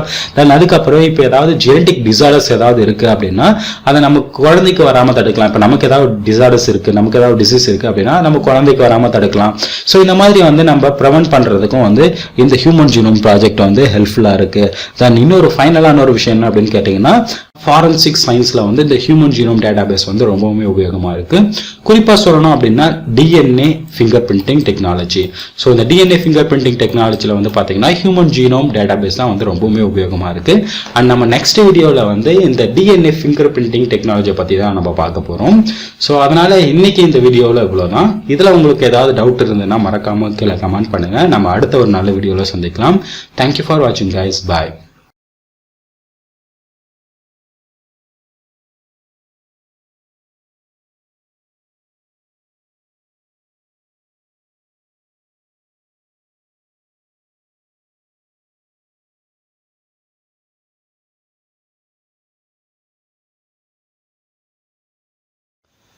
Hello everyone, I am Raj. Welcome to my channel. Central dogma of the life என்ன அப்படின்னு சொல்லிட்டு நமக்கு நல்லாவே தெரியும். ஒரு டிஎன்ஏலேருந்து புரோட்டீன் எப்படி சிந்தசிஸ் ஆகுது அப்படின்றதான் நம்ம central dogma of the life அப்படின்னு சொல்லுவோம். கரெக்டுங்களா? ஸோ டிஎன்ஏலேருந்து ஃபஸ்ட்டு எம்ஆர்என்ஏ சிந்தசிஸ் ஆகும். இந்த எம்ஆர்என்ஏலேருந்து புரோட்டீன் வந்து சிந்தசிஸ் ஆகும். ஸோ இந்த டிஎன்ஏலேருந்து எம்ஆர்என்ஏ சிந்தசிஸ் ஆகிறதுக்கு பேர் வந்து டிரான்ஸ்கிரிப்ஷன் அப்படின்னு சொல்லுவோம். அதே மாதிரி எம்ஆர்என்ஏலேருந்து புரோட்டீன் சிந்தசிஸ் ஆகிறதுக்கு பேர் டிரான்ஸ்லேஷன் அப்படின்னு சொல்லுவோம். இன்றைக்கி நம்ம இந்த வீடியோவில் எக்ஸாக்டாக இந்த டபுள் ஸ்டாண்டர்ட் டிஎன்ஏலேருந்து எப்படி ஒரு சிங்கிள் ஸ்டாண்டர்ட் இருக்கக்கூடிய எம்ஆர்என்ஏ சிந்தசிஸ் ஆகுது அப்படின்னு சொல்லிட்டு பார்க்க போகிறோம். அதாவது டிரான்ஸ்கிரிப்ஷனை பற்றி கொஞ்சம் டீட்டெயிலாக நம்ம பார்க்க போகிறோம். சரி, வாங்க வீடியோக்குள்ளே போகலாம். நான் இதுக்கு முன்னாடியே வந்து சொல்லிட்டேன், டிரான்ஸ்கிரிப்ஷன் அப்படின்றது புரோட்டீன் சிந்தசிஸில் ஒரு ஃபஸ்ட்டு ஸ்டெப் வந்து இந்த டிரான்ஸ்கிரிப்ஷன் தான். இந்த டிரான்ஸ்கிரிப்ஷனில் ரொம்பவுமே உதவியாக இருக்கிறது வந்து பார்த்தீங்கன்னா ஆர்என்ஏ பாலிமரேஸ் அப்படின்ற இந்த என்சைம். ஸோ இந்த ஆர்என்ஏ பாலிமரேஸ் என்சைம் இல்லை அப்படின்னா டிரான்ஸ்கிரிப்ஷனே நடக்காது. ஸோ டிரான்ஸ்கிரிப்ஷனில் ரொம்ப ரொம்ப முக்கியமான ஒன்று தான் ஆர்என்ஏ பாலிமரேஸ். ஸோ இந்த ஆர்என்ஏ பாலிமரேஸ் ப்ரோகாரியோட்டில் வந்து பார்த்தீங்கன்னா ஒரே ஒரு ஆர்என்ஏ பாலிமரேஸ் தான் இருக்கும். இந்த ஒரு ஆர்என்ஏ பாலிமரேஸ் வந்து 3 ஆர்என்ஏவும் வந்து பார்த்தீங்கன்னா சிந்தசிஸ் பண்ணும். MRNA, tRNA and rRNA. இந்த 3 ஆர்என்ஏவும் வந்து பார்த்தீங்கன்னா ஒரே ஒரு ஆர்என்ஏ பாலிமரேஸ் தான் வந்து சிந்தசிஸ் பண்ணும் ப்ரோகாரியோட்டில். பட் யூகாரியோட்னு வரும்போது 3 டைப் ஆஃப் ஆர்என்ஏ பாலிமரேஸ் இருக்கும். இந்த எம்ஆர்என்ஏ ஒரு டைப் ஆஃப் ஆர்என்ஏ பாலிமரேஸ் வந்து சிந்தசிஸ் பண்ணும். ஆர்ஆர்என்ஏ வந்து ஒரு டைப் ஆஃப் பாலிமரேஸ் என்சைம் வந்து சிந்தசிஸ் பண்ணும். டிஆர்என்ஏவை ஒரு டைப் ஆஃப் பாலிமரேஸ் என்சைம் வந்து சிந்தசிஸ் பண்ணும். ஸோ நம்ம ஃபஸ்ட் இப்போ பேசிக்காக ஆர்என்ஏ பாலிமரேஸோட ஸ்ட்ரக்சர் எப்படி இருக்கும் அப்படின்னு சொல்லிட்டு பார்க்கலாம். தென் அதுக்கப்புறம் எப்படி டிரான்ஸ்கிரிப்ஷன் நடக்குது அப்படின்றதையும் நம்ம பார்க்கலாம். ஸோ ஃபஸ்ட்டு ஆர்என்ஏ பாலிமரேஸ் அப்படின்னு வரும்போது ஒரு ஆர்என்ஏ பாலிமரேஸில் 6 சப்யூனிட் வந்து இருக்கும். ஸோ ஒவ்வொரு சப்யூனிட்டுமே ஒரு வேலையை வந்து செய்யும்.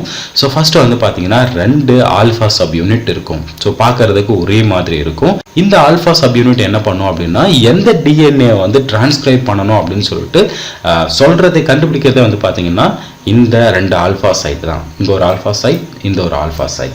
ஏன்னா டிஎன்ஏ வந்து நிறைய இருக்கும். ஒரு குரோமோசோமில் நிறைய டிஎன்ஏ, ஒரு சின்ன பாட்டு தான் நம்ம வந்து டிஎன்ஏ அப்படின்னு சொல்லுவோம். ஸோ அதில் எந்த டிஎன்ஏ வந்து நம்ம ப்ரோட்டீனாக கன்வெர்ட் பண்ணணும் அப்படின்னு சொல்லிட்டு டிட்டர்மைன் பண்ணுறதே வந்து இந்த 2 ஆல்ஃபா சப்யூனிட் தான். ஓகேவா? ஸோ இது டிட்டர்மைன் பண்ணதுக்கப்புறம் இந்த டிஎன்ஏ தான் நம்ம வந்து ப்ரோட்டீனாக கன்வெர்ட் பண்ணணும் அப்படின்னு சொல்லிட்டு டிட்டர்மைன் பண்ணதுக்கப்புறம் இந்த சிக்மா சப்யூனிட் என்ன பண்ணோம் அப்படின்னா அதில் இருக்கக்கூடிய ப்ரொமோட்டார் சைட்டை வந்து கண்டுபிடிக்கும். ஸோ ப்ரொமோட்டார் சைட் அப்படின்றது உங்களுக்கு புதுசு. ஸோ ப்ரொமோட்டார் அப்படின்றத நீங்கள் ஜஸ்ட் ஞாபகம் வச்சுக்க வேண்டியது என்ன அப்படின்னு கேட்டிங்கன்னா, இப்போ டிஎன்ஏல நிறைய ஜீன்ஸ் ஆனது தான் நம்ம வந்து டிஎன்ஏ அப்படின்னு சொல்லுவோம். டிஎன்ஏல ஒரு சின்ன போர்ஷன், ஏதாவது அது எப்படி வேணாலும் இருக்கலாம். ஸோ ஒரு சின்ன போர்ஷனாக தான் நம்ம ஜீன் அப்படின்னு சொல்லுவோம். அந்த ஜீனில் தான் இருக்கும் இன்ஃபர்மேஷன், என்ன ப்ரோட்டீன் வந்து சிந்தசிஸ் பண்ணணும் அப்படின்ற இன்ஃபர்மேஷன் வந்து ஜீனுக்குள்ளே தான் இருக்கும். ஸோ ஒவ்வொரு ஜீனுக்கு முன்னாடியுமே வந்து பார்த்தீங்கன்னா ஒரு ப்ரொமோட்டார் சைட் இருக்கும். ஸோ அந்த ப்ரொமோட்டார் சைட்டை வந்து கண்டுபிடிக்கிறது வந்து இந்த சிக்மா சப் யூனிட் தான். ஓகே, ஆர்என்ஏ பாலிமரஸோட சிக்மா சப் யூனிட் கரெக்டாக எந்த ப்ரொமோட்டார் சைட் அப்படின்னு சொல்லிட்டு அந்த ஜீனுக்கு முன்னாடி இருக்கக்கூடிய ப்ரொமோட்டார் சைட்டை வந்து ரெகக்னைஸ் பண்ணுறது இந்த சப் யூனிட் தான். ஓகே, தென் அதுக்கப்புறம் வந்து பீட்டா டேஷ் சப் யூனிட் என்ன பண்ணும் அப்படின்னா அங்கே போயிட்டு பைண்ட் பண்ணி அந்த டிஎன்ஏ வந்து அன்வைண்ட் பண்ணும். ஓகேவா? அன்வைண்ட் பண்ணால் தான் நம்ம வந்து கரெக்டாக எக்ஸாக்டான டெம்ப்ளேட் கோடை வந்து காப்பி பண்ணி எம்ஆர்என்ஏ வந்து சிந்தசிஸ் பண்ண முடியும். ஏன்னா டெம்ப்ளேட் டிஎன்ஏல தான் கரெக்டான கோடு இருக்கும். அதை நான் இப்போ பின்னாடி நான் வந்து சொல்கிறேன். ஓகேவா? So beta dash sub unit என்ன பண்ணும் அப்படின்னா அதில் பைண்ட் ஆகி அந்த டிஎன்ஏ வந்து டபுள் ஸ்டாண்டர்டாக இருக்கிறத வந்து அன்வைண்ட் பண்ணும். ஸோ அன்வைண்ட் பண்ணதுக்கப்புறம் இந்த பீட்டா சப் யூனிட் என்ன பண்ணும் அப்படின்னா டெம்ப்ளேட் ஸ்டாண்டில் இருக்கக்கூடிய கோடை வந்து ரீட் பண்ணி ஒவ்வொரு ரைபோ நியூக்ளியோடைடாக வந்து ஆட் பண்ணிக்கிட்டே இருக்கும். இப்போ 2 ரைபோ நியூக்ளியோடைடையும் வந்து பார்த்தீங்கன்னா இணைக்கணும் அப்படின்னா பாஸ்போ டைஎஸ்டர் பாண்டால் தான் இணைக்கும். ஸோ அந்த பாஸ்போ டைஎஸ்டர் பாண்டை வந்து கிரியேட் பண்ணுறது இந்த பீட்டா சப் யூனிட் தான். ஓகே. தென் அதுக்கப்புறம் ஒமேகா சப்யூனிட்னு ஒரு சப்யூனிட் இருக்குது. ஸோ இதோட ஃபங்க்ஷன் என்ன அப்படின்னு சொல்லிட்டு கரெக்டாக தெரியல. ஸோ பேசிக்காக இந்த 6 சப்யூனிட் தான் வந்து ஒரு ரைபோசோமில் இருக்குது. ஸோ அதுக்கப்புறம் கீழே ரைபோசோமோட ஃபங்க்ஷன் என்ன அப்படின்னு சொல்லிட்டு சொல்லியிருக்கேன். ஸோ இது வந்து இதுக்கு முன்னாடி சொன்னது தான். ஃபஸ்ட்டு வந்து கரெக்டான ஒரு டிஎன்ஏ சர்ச் பண்ணி அதோடைய ப்ரொமோட்டார் சைடில் வந்து பைண்ட் ஆகும். தென் அந்த டிஎன்ஏ வந்து அன்பைண்ட் பண்ணி அதில் இருக்கக்கூடிய டெம்ப்ளேட் ஸ்டாண்டில் இருக்கக்கூடிய கோடை வந்து ரீட் பண்ணி ரைபோ நியூக்ளியோடைடை ஆட் பண்ணி பாஸ்போடைஎஸ்டர் பாண்டை வந்து ஆட் பண்ணும். தென் கடைசியாக வந்து ஸ்டாப் சீக்வன்ஸை வந்து ரீட் பண்ணி அதோட வந்து சிந்தசிஸை வந்து முடிச்சுக்கும். ஸோ இதான் வந்து RNA பாலிமரேஸோட ஃபங்க்ஷன். சரி, எப்படி வந்து ஒரு டபுள் ஸ்டாண்டர்ட் டிஎன்ஏலேருந்து எம்ஆர்என்ஏ வந்து சிந்தசிஸ் ஆகுது அப்படின்னு சொல்லிட்டு பார்க்கறதுக்கு முன்னாடி ஒரு சின்ன இன்ஃபர்மேஷனை வந்து நான் உங்களுக்கு சொல்கிறேன். ஸோ இது வந்து ரொம்ப இம்பார்ட்டண்டான ஒரு இன்ஃபர்மேஷனும் கூட. சரி, இது வந்து பார்த்தீங்கன்னா ஒரு டபுள் ஸ்டாண்டர்ட் டிஎன்ஏ அப்படின்னு சொல்லிட்டு வச்சுக்கலாம். இது வந்து 5' அண்ட் கீழே இருக்கிறது 3' 5'. இந்த டபுள் ஸ்டாண்டர்ட் டிஎன்ஏ வந்து அன்வைண்ட் ஆகி தென் அதுக்கப்புறம் தான் வந்து எம்ஆர்என்ஏ சிந்தசிஸ் ஆகும் அப்படின்னு சொல்லிட்டு நம்ம பார்த்தோம். ஸோ அப்போ வந்து இந்த 2 ஸ்டாண்டில் எந்த ஸ்டாண்ட் வந்து எம்ஆர்என்ஏ வந்து சிந்தசிஸ் பண்ணோம்? ஸோ நமக்கு வந்து ஒரு பெரிய டவுட் அப்படின்னு சொல்லலாம். ஏன்னா இதில் இந்த 2 ஸ்டாண்டில் ஏதாவது ஒரு ஸ்டாண்டு தான் வந்து பார்த்தீங்கன்னா எம்ஆர்என்ஏ வந்து சிந்தசிஸ் பண்ணும். ஏன்னா எம்ஆர்என்ஏ அப்படின்றது சிங்கிள் ஸ்டாண்ட். ஸோ அது இந்த 2 ஸ்டாண்டில் ஏதாவது ஒரு ஸ்டாண்டோட காம்ப்ளிமெண்ட்ரி தான் வந்து எம்ஆர்என்ஏவாக இருக்கும். ஸோ அதில் எந்த ஸ்டாண்ட் அப்படின்னு சொல்லிட்டு நிறைய பேருக்கு டவுட் வரலாம். நிறைய காம்படிட்டிவ் எக்ஸாம்லையும் இந்த கொஸ்டின் தான் கேட்குறாங்க. இந்த மாதிரி தான். ஸோ 2 ஸ்டாண்டை கொடுத்துட்டு அந்த 2 ஸ்டாண்டில் எந்த ஸ்டாண்ட் வந்து எம்ஆர்என்ஏ வந்து சிந்தசிஸ் பண்ணும், அதுக்கான கோடு என்ன அப்படின்னு சொல்லிட்டு தான் கேட்குறாங்க. ஸோ அது வந்து ரொம்ப ரொம்ப சிம்பிளான ஒரு விஷயம் தான். ஸோ இது வந்து ஒரு டிஎன்ஏ வந்து அன்வைண்ட் ஆச்சு அப்படின்னு சொல்லிட்டு வச்சுக்கலாம். ஸோ இந்த டிஎன்ஏல 2 ஸ்டாண்ட் இருக்குது. அதில் 3' 5'. ஸோ இந்த டைரக்ஷனில் இருக்கக்கூடிய இந்த ஸ்டாண்டுக்கு பேர் வந்து பார்த்தீங்கன்னா கோடிங் ஸ்டாண்ட் அப்படின்னு பேர். கோடிங் ஸ்டாண்ட் அப்படின்னா இதில் தான் வந்து அமினோ ஆசிட்டை கோட் பண்ணக்கூடிய கோட்ஸ் இருக்கும். இதை ஒவ்வொன்றுத்தையும் நம்ம வந்து ட்ரிப்ளேட் கோட் அப்படின்னு சொல்லுவோம். இந்த ஒவ்வொரு ட்ரிப்ளேட் கோடுமே வந்து பார்த்தீங்கன்னா ஒவ்வொரு அமினோ ஆசிட்டை வந்து கோட் பண்ணும். மொத்தமாக 20 அமினோ ஆசிட் இருக்குது அப்படின்னு நமக்கு நல்லாவே தெரியும். இந்த ஒவ்வொரு கோடுமே வந்து ஒவ்வொரு அமினோ ஆசிட்டை வந்து கோட் பண்ணும். அந்த அமினோ ஆசிட் எல்லாமே வந்து ஒன்று சேர்ந்து தான் ஒரு புரோட்டீனை வந்து உருவாக்கும். ஸோ அப்போ ஆக்சுவலாக நமக்கு தேவையான இன்ஃபர்மேஷன் எல்லாமே வந்து பார்த்தீங்கன்னா கோடிங் ஸ்டாண்டில் தான் இருக்குது. அந்த கோடிங் ஸ்டாண்டோட டைரக்ஷன் வந்து 3' 5'. ஒரு டிஎன்ஏல 3' 5'ல தான் கோடிங் ஸ்டாண்ட் இருக்குது. அந்த கோடிங் ஸ்டாண்டில் தான் நமக்கு தேவையான இன்ஃபர்மேஷன் வந்து இருக்குது. தென் ஆப்போசிட்டில் இருக்கக்கூடிய ஸ்டாண்டுக்கு பேர் வந்து டெம்ப்ளேட் ஸ்டாண்ட். ஓகேவா? ஸோ நமக்கு வந்து இப்போ எம்ஆர்என்ஏ வந்து சிந்தசிஸ் பண்ணணும். நமக்கு தேவையான கோடு எல்லாமே கோடிங் ஸ்டாண்டில் தான் இருக்குது. ஸோ அதனால் இப்போ ஒரு எம்ஆர்என்ஏ வந்து சிந்தசிஸ் ஆகணும் அப்படின்னா அது கோடிங் ஸ்டாண்டை வந்து காம்ப்ளிமெண்ட்ரியாக வச்சு சிந்தசிஸ் ஆகாது. ஏன்னா அந்த கோடிங் ஸ்டாண்டை வச்சு ஒரு எம்ஆர்என்ஏ வந்து உருவாகுது அப்படின்னா அது பார்க்கறதுக்கு இந்த டெம்ப்ளேட் ஸ்டாண்டு மாதிரி தான் இருக்கும். டெம்ப்ளேட் ஸ்டாண்டில் இருக்கக்கூடிய கோட்ஸ் எல்லாமே வேறு. சரிங்களா? இந்த ஒவ்வொரு கோடுமே வந்து பார்த்தீங்கன்னா வேற அமினோ ஆசிட்டை வந்து கோட் பண்ணலாம். ஸோ அதனால இந்த கோடுக்கும் நிறைய வித்தியாசங்கள் இருக்கு. இந்த இடத்துல ATCன்னு இருக்கு, இந்த இடத்துல TAGன்னு இருக்கு. ஆனால் நமக்கு தேவையான கோடு வந்து இந்த கோடு தான். இப்போ எக்ஸாம்பிள் இந்த கோடிங் ஸ்டாண்ட் வந்து ஒரு எம்ஆர்என்ஏ வந்து கிரியேட் பண்ணுது அப்படின்னு வச்சுக்கலாம். ஸோ இது வந்து சும்மா ஞாபகம் வச்சுக்கோங்க. டீக்கு பதிலாக ஏ வரும். ஏ இருந்தது அப்படின்னா அந்த இடத்துல டி வரும். பட் இது எம்ஆர்என்ஏ அப்படின்றதுக்காக யூ பேஸ் பெர் ரூல் படி. ஜி இருந்தது அப்படின்னா அந்த இடத்துல சி. ஸோ இந்த கோடை பாருங்கள் AUC. ஸோ இந்த இடத்துல AUC. ஸோ இந்த மாதிரி தான் வருது. ஓகேவா? GCU டீக்கு பதிலாக யூ. ஓகேவா? ஸோ இந்த கோடு தான் நமக்கு கிடைக்கும். இப்போ ஒரு எம்ஆர்என்ஏ இந்த மாதிரி கிரியேட் ஆகுது அப்படின்னா இந்த கோடும் இந்த டெம்ப்ளேட் ஸ்டாண்டோட கோடும் வந்து ஒரே மாதிரி இருக்கும். பட் நமக்கு டெம்ப்ளேட் ஸ்டாண்டோட கோடு தேவையில்லை, இந்த கோடிங் ஸ்டாண்டோட கோடு தான் தேவை. அதனால நம்ம ஒரு எம்ஆர்என்ஏ வந்து கிரியேட் ஆகுது அப்படின்னா அது டெம்ப்ளேட் ஸ்டாண்டை வச்சு தான் வந்து கிரியேட் ஆகும். ஸோ இப்போ இந்த டெம்ப்ளேட் ஸ்டாண்டை பேஸ் பண்ணி ஒரு எம்ஆர்என்ஏ வந்து கிரியேட் ஆகுது அப்படின்னு வச்சுக்கலாம். ஏ இருந்தது அப்படின்னா அந்த இடத்துல வந்து எம்ஆர்என்ஏ அப்படின்றதுக்காக யூ வரும். டி இருந்தது அப்படின்னா இந்த இடத்துல ஏ வரும். சி இருந்ததுன்னா ஜி வரும். ஸோ இங்கே வந்து பார்த்தீங்கன்னா இது ஒரு எம்ஆர்என்ஏன்னு வச்சுக்கலாம். டெம்ப்ளேட் ஸ்டாண்டில் வந்து கிரியேட் ஆகிருக்கு. ஸோ இந்த எம்ஆர்என்ஏ கோடும் அண்ட் நம்மளுடைய கோடிங் ஸ்டாண்டோட கோடு ஒரே மாதிரி இருக்கும். ஸோ அப்போ இந்த கோடு தான் வந்து பார்த்தீங்கன்னா ஒவ்வொரு அமினோ ஆசிட்டை வந்து கோட் பண்ண போகுது. ஸோ அப்போ இந்த 3 கோடும் வந்து பார்த்தீங்கன்னா ஒவ்வொன்றும் ஒரே மாதிரி தான் இருக்கும். கரெக்டுங்களா? ஸோ அதனால் எம்ஆர்என்ஏ வந்து கிரியேட் ஆகுது, சிந்தசிஸ் ஆகுது அப்படின்னா அது எப்போவுமே வந்து டெம்ப்ளேட் ஸ்டாண்டை வந்து காம்ப்ளிமெண்ட்ரியாக வச்சு தான் வந்து எம்ஆர்என்ஏ வந்து கிரியேட் ஆகும். ஸோ இந்த விஷயத்தை வந்து நல்லா ஞாபகம் வச்சுக்கோங்க. கோடிங் ஸ்டாண்ட் எப்போவுமே வந்து 3' 5' இருக்கும். தென் டெம்ப்ளேட் ஸ்டாண்ட் எப்போவுமே வந்து 5' 3' இந்த டைரக்ஷனில் தான் இருக்கும். கரெக்டுங்களா? தென் இப்போ டிரான்ஸ்கிரிப்ஷனோட ஸ்டெப்ஸ் என்னென்ன அப்படின்னு சொல்லிட்டு பார்க்கலாம். டிரான்ஸ்கிரிப்ஷனில் 3 ஸ்டெப் இருக்குது. ஸோ ஃபஸ்ட்டு ஸ்டெப் வந்து இனிஷியேஷன். ஸோ இந்த இனிஷியேஷனில் என்ன நடக்கும் அப்படின்னா RNA பாலிமரேஸ் என்சைம் போயிட்டு கரெக்டான ப்ரொமோட்டர் சைடை வந்து கண்டுபிடிச்சி அந்த இடத்துல பைண்ட் ஆகி தென் அதை ரெண்டுத்தையும் வந்து பிரித்து RNA வந்து சிந்தசிஸ் பண்ண ஆரம்பிச்சிடும். ஸோ இந்த எலாங்கேஷன் ஃபேஸில் என்ன நடக்கும் அப்படின்னா அந்த RNA ஸ்டாண்ட் வந்து கண்டினியூவாக வந்து க்ரோ ஆகிட்டே இருக்கும். ஸோ எந்த அளவுக்கு கோடு இருக்கோ அந்த அளவுக்கு வந்து இந்த எலாங்கேஷன் ஃபேஸ் வந்து நீண்டு போயிட்டே இருக்கும். தென் அதுக்கப்புறம் ஃபைனலாக வந்து இந்த இடத்துல ஸ்டாப் சீக்வன்ஸ் இருக்கும். ஓகேங்களா? இதோட வந்து தேவையான கோர்ஸ் எல்லாமே வந்து முடியுது அப்படின்னு அர்த்தம். ஸோ இந்த டெர்மினேஷன் ஃபேஸ் அதுக்கு அடுத்து தான். ஸோ இந்த டெர்மினேஷன் ஃபேஸில் என்ன ஆகும் அப்படின்னா இந்த RNA பாலிமரேஸ் என்சைம் வந்து இந்த ஸ்டாப் சீக்வன்ஸை வந்து தாண்டி போயிடுச்சு அப்படின்னா அதோட RNA வந்து சிந்தசிஸ் ஆகிறது முடிஞ்சிடும். ஸோ இந்த 3 ஸ்டேஜில் தான் வந்து டிரான்ஸ்கிரிப்ஷன் வந்து நடக்கும். இப்போ நம்ம அதை கொஞ்சம் டீட்டெயிலாக நம்ம வந்து பார்க்கலாம். ஸோ ஃபஸ்ட்டு வந்து பார்த்தீங்கன்னா இது வந்து RNA பாலிமரேஸ் என்சைம். ஸோ அதில் வந்து சிக்மா யூனிட் இருக்கும். இந்த சிக்மா யூனிட் என்ன பண்ணுன்னா கரெக்டான ப்ரொமோட்டர் சைட்டை வந்து கண்டுபிடிக்கிறதுக்கு இந்த சிக்மா யூனிட் தான் வந்து ஹெல்ப் பண்ணும். ஸோ ஹெல்ப் பண்ணதுக்கப்புறம் இந்த RNA பாலிமரேஸ் என்சைம் வந்து இந்த இடத்துல வந்து பைண்ட் ஆகும். ஓகேவா? இந்த இடத்துல வந்து பைண்ட் ஆகிக்கும். ஸோ இந்த இடத்துல வந்து பைண்ட் ஆகிடுச்சு. பைண்ட் ஆனதுக்கப்புறம் இந்த டபுள் ஸ்டாண்டர்ட் DNA வந்து அன்வைண்ட் பண்ணும். ஓகேவா? அன்வைண்ட் பண்ணுது. அண்ட் இதுக்கு முன்னாடியே நான் வந்து சொல்லியிருந்தேன் கோடிங் ஸ்டாண்ட் அப்படின்றத வந்து பார்த்தீங்கன்னா 3' எண்ட்லேருந்து 5' எண் அதுதான் நம்ம வந்து கோடிங் ஸ்டாண்ட் அப்படின்னு சொல்லுவோம். இந்த கோடிங் ஸ்டாண்டில் இருக்கக்கூடிய இன்ஃபர்மேஷன் தான் நமக்கு தேவை. அதனால் எப்போவுமே வந்து RNA சிந்தசிஸ் ஆகுது அப்படின்னா இங்கே இருக்கக்கூடிய கோட் இந்த டெம்ப்ளேட் கோட் இருக்கு இல்லையா, டெம்ப்ளேட் கோடை வந்து பேஸ் பண்ணி அதுக்கு காம்ப்ளிமெண்ட்ரியாக தான் வந்து RNA வந்து சிந்தசிஸ் பண்ணி போயிட்டே இருக்கும். தென் அப்படி சிந்தசிஸ் பண்ணி போயிட்டே இருக்கும்போது சிக்மா யூனிட்டோட வேலை முடிஞ்சிருச்சு. அதனால அந்த சிக்மா யூனிட் வந்து லீவ் ஆகிடும். தென் அதுக்கப்புறம் கண்டினியூஸாக வந்து பார்த்தீங்கன்னா RNA வந்து சிந்தசிஸ் பண்ணி போயிட்டே இருக்கும். தென் இந்த RNA வந்து நம்ம நேசன்ட் RNA அப்படின்னு சொல்லுவோம். நேசன்ட் RNA அப்படின்றது ஒன்றும் கிடையாது, நியூலி சிந்தசிஸ்ட் RNA. இதுதான் நம்ம நேசன்ட் RNA அப்படின்னு சொல்லுவோம்.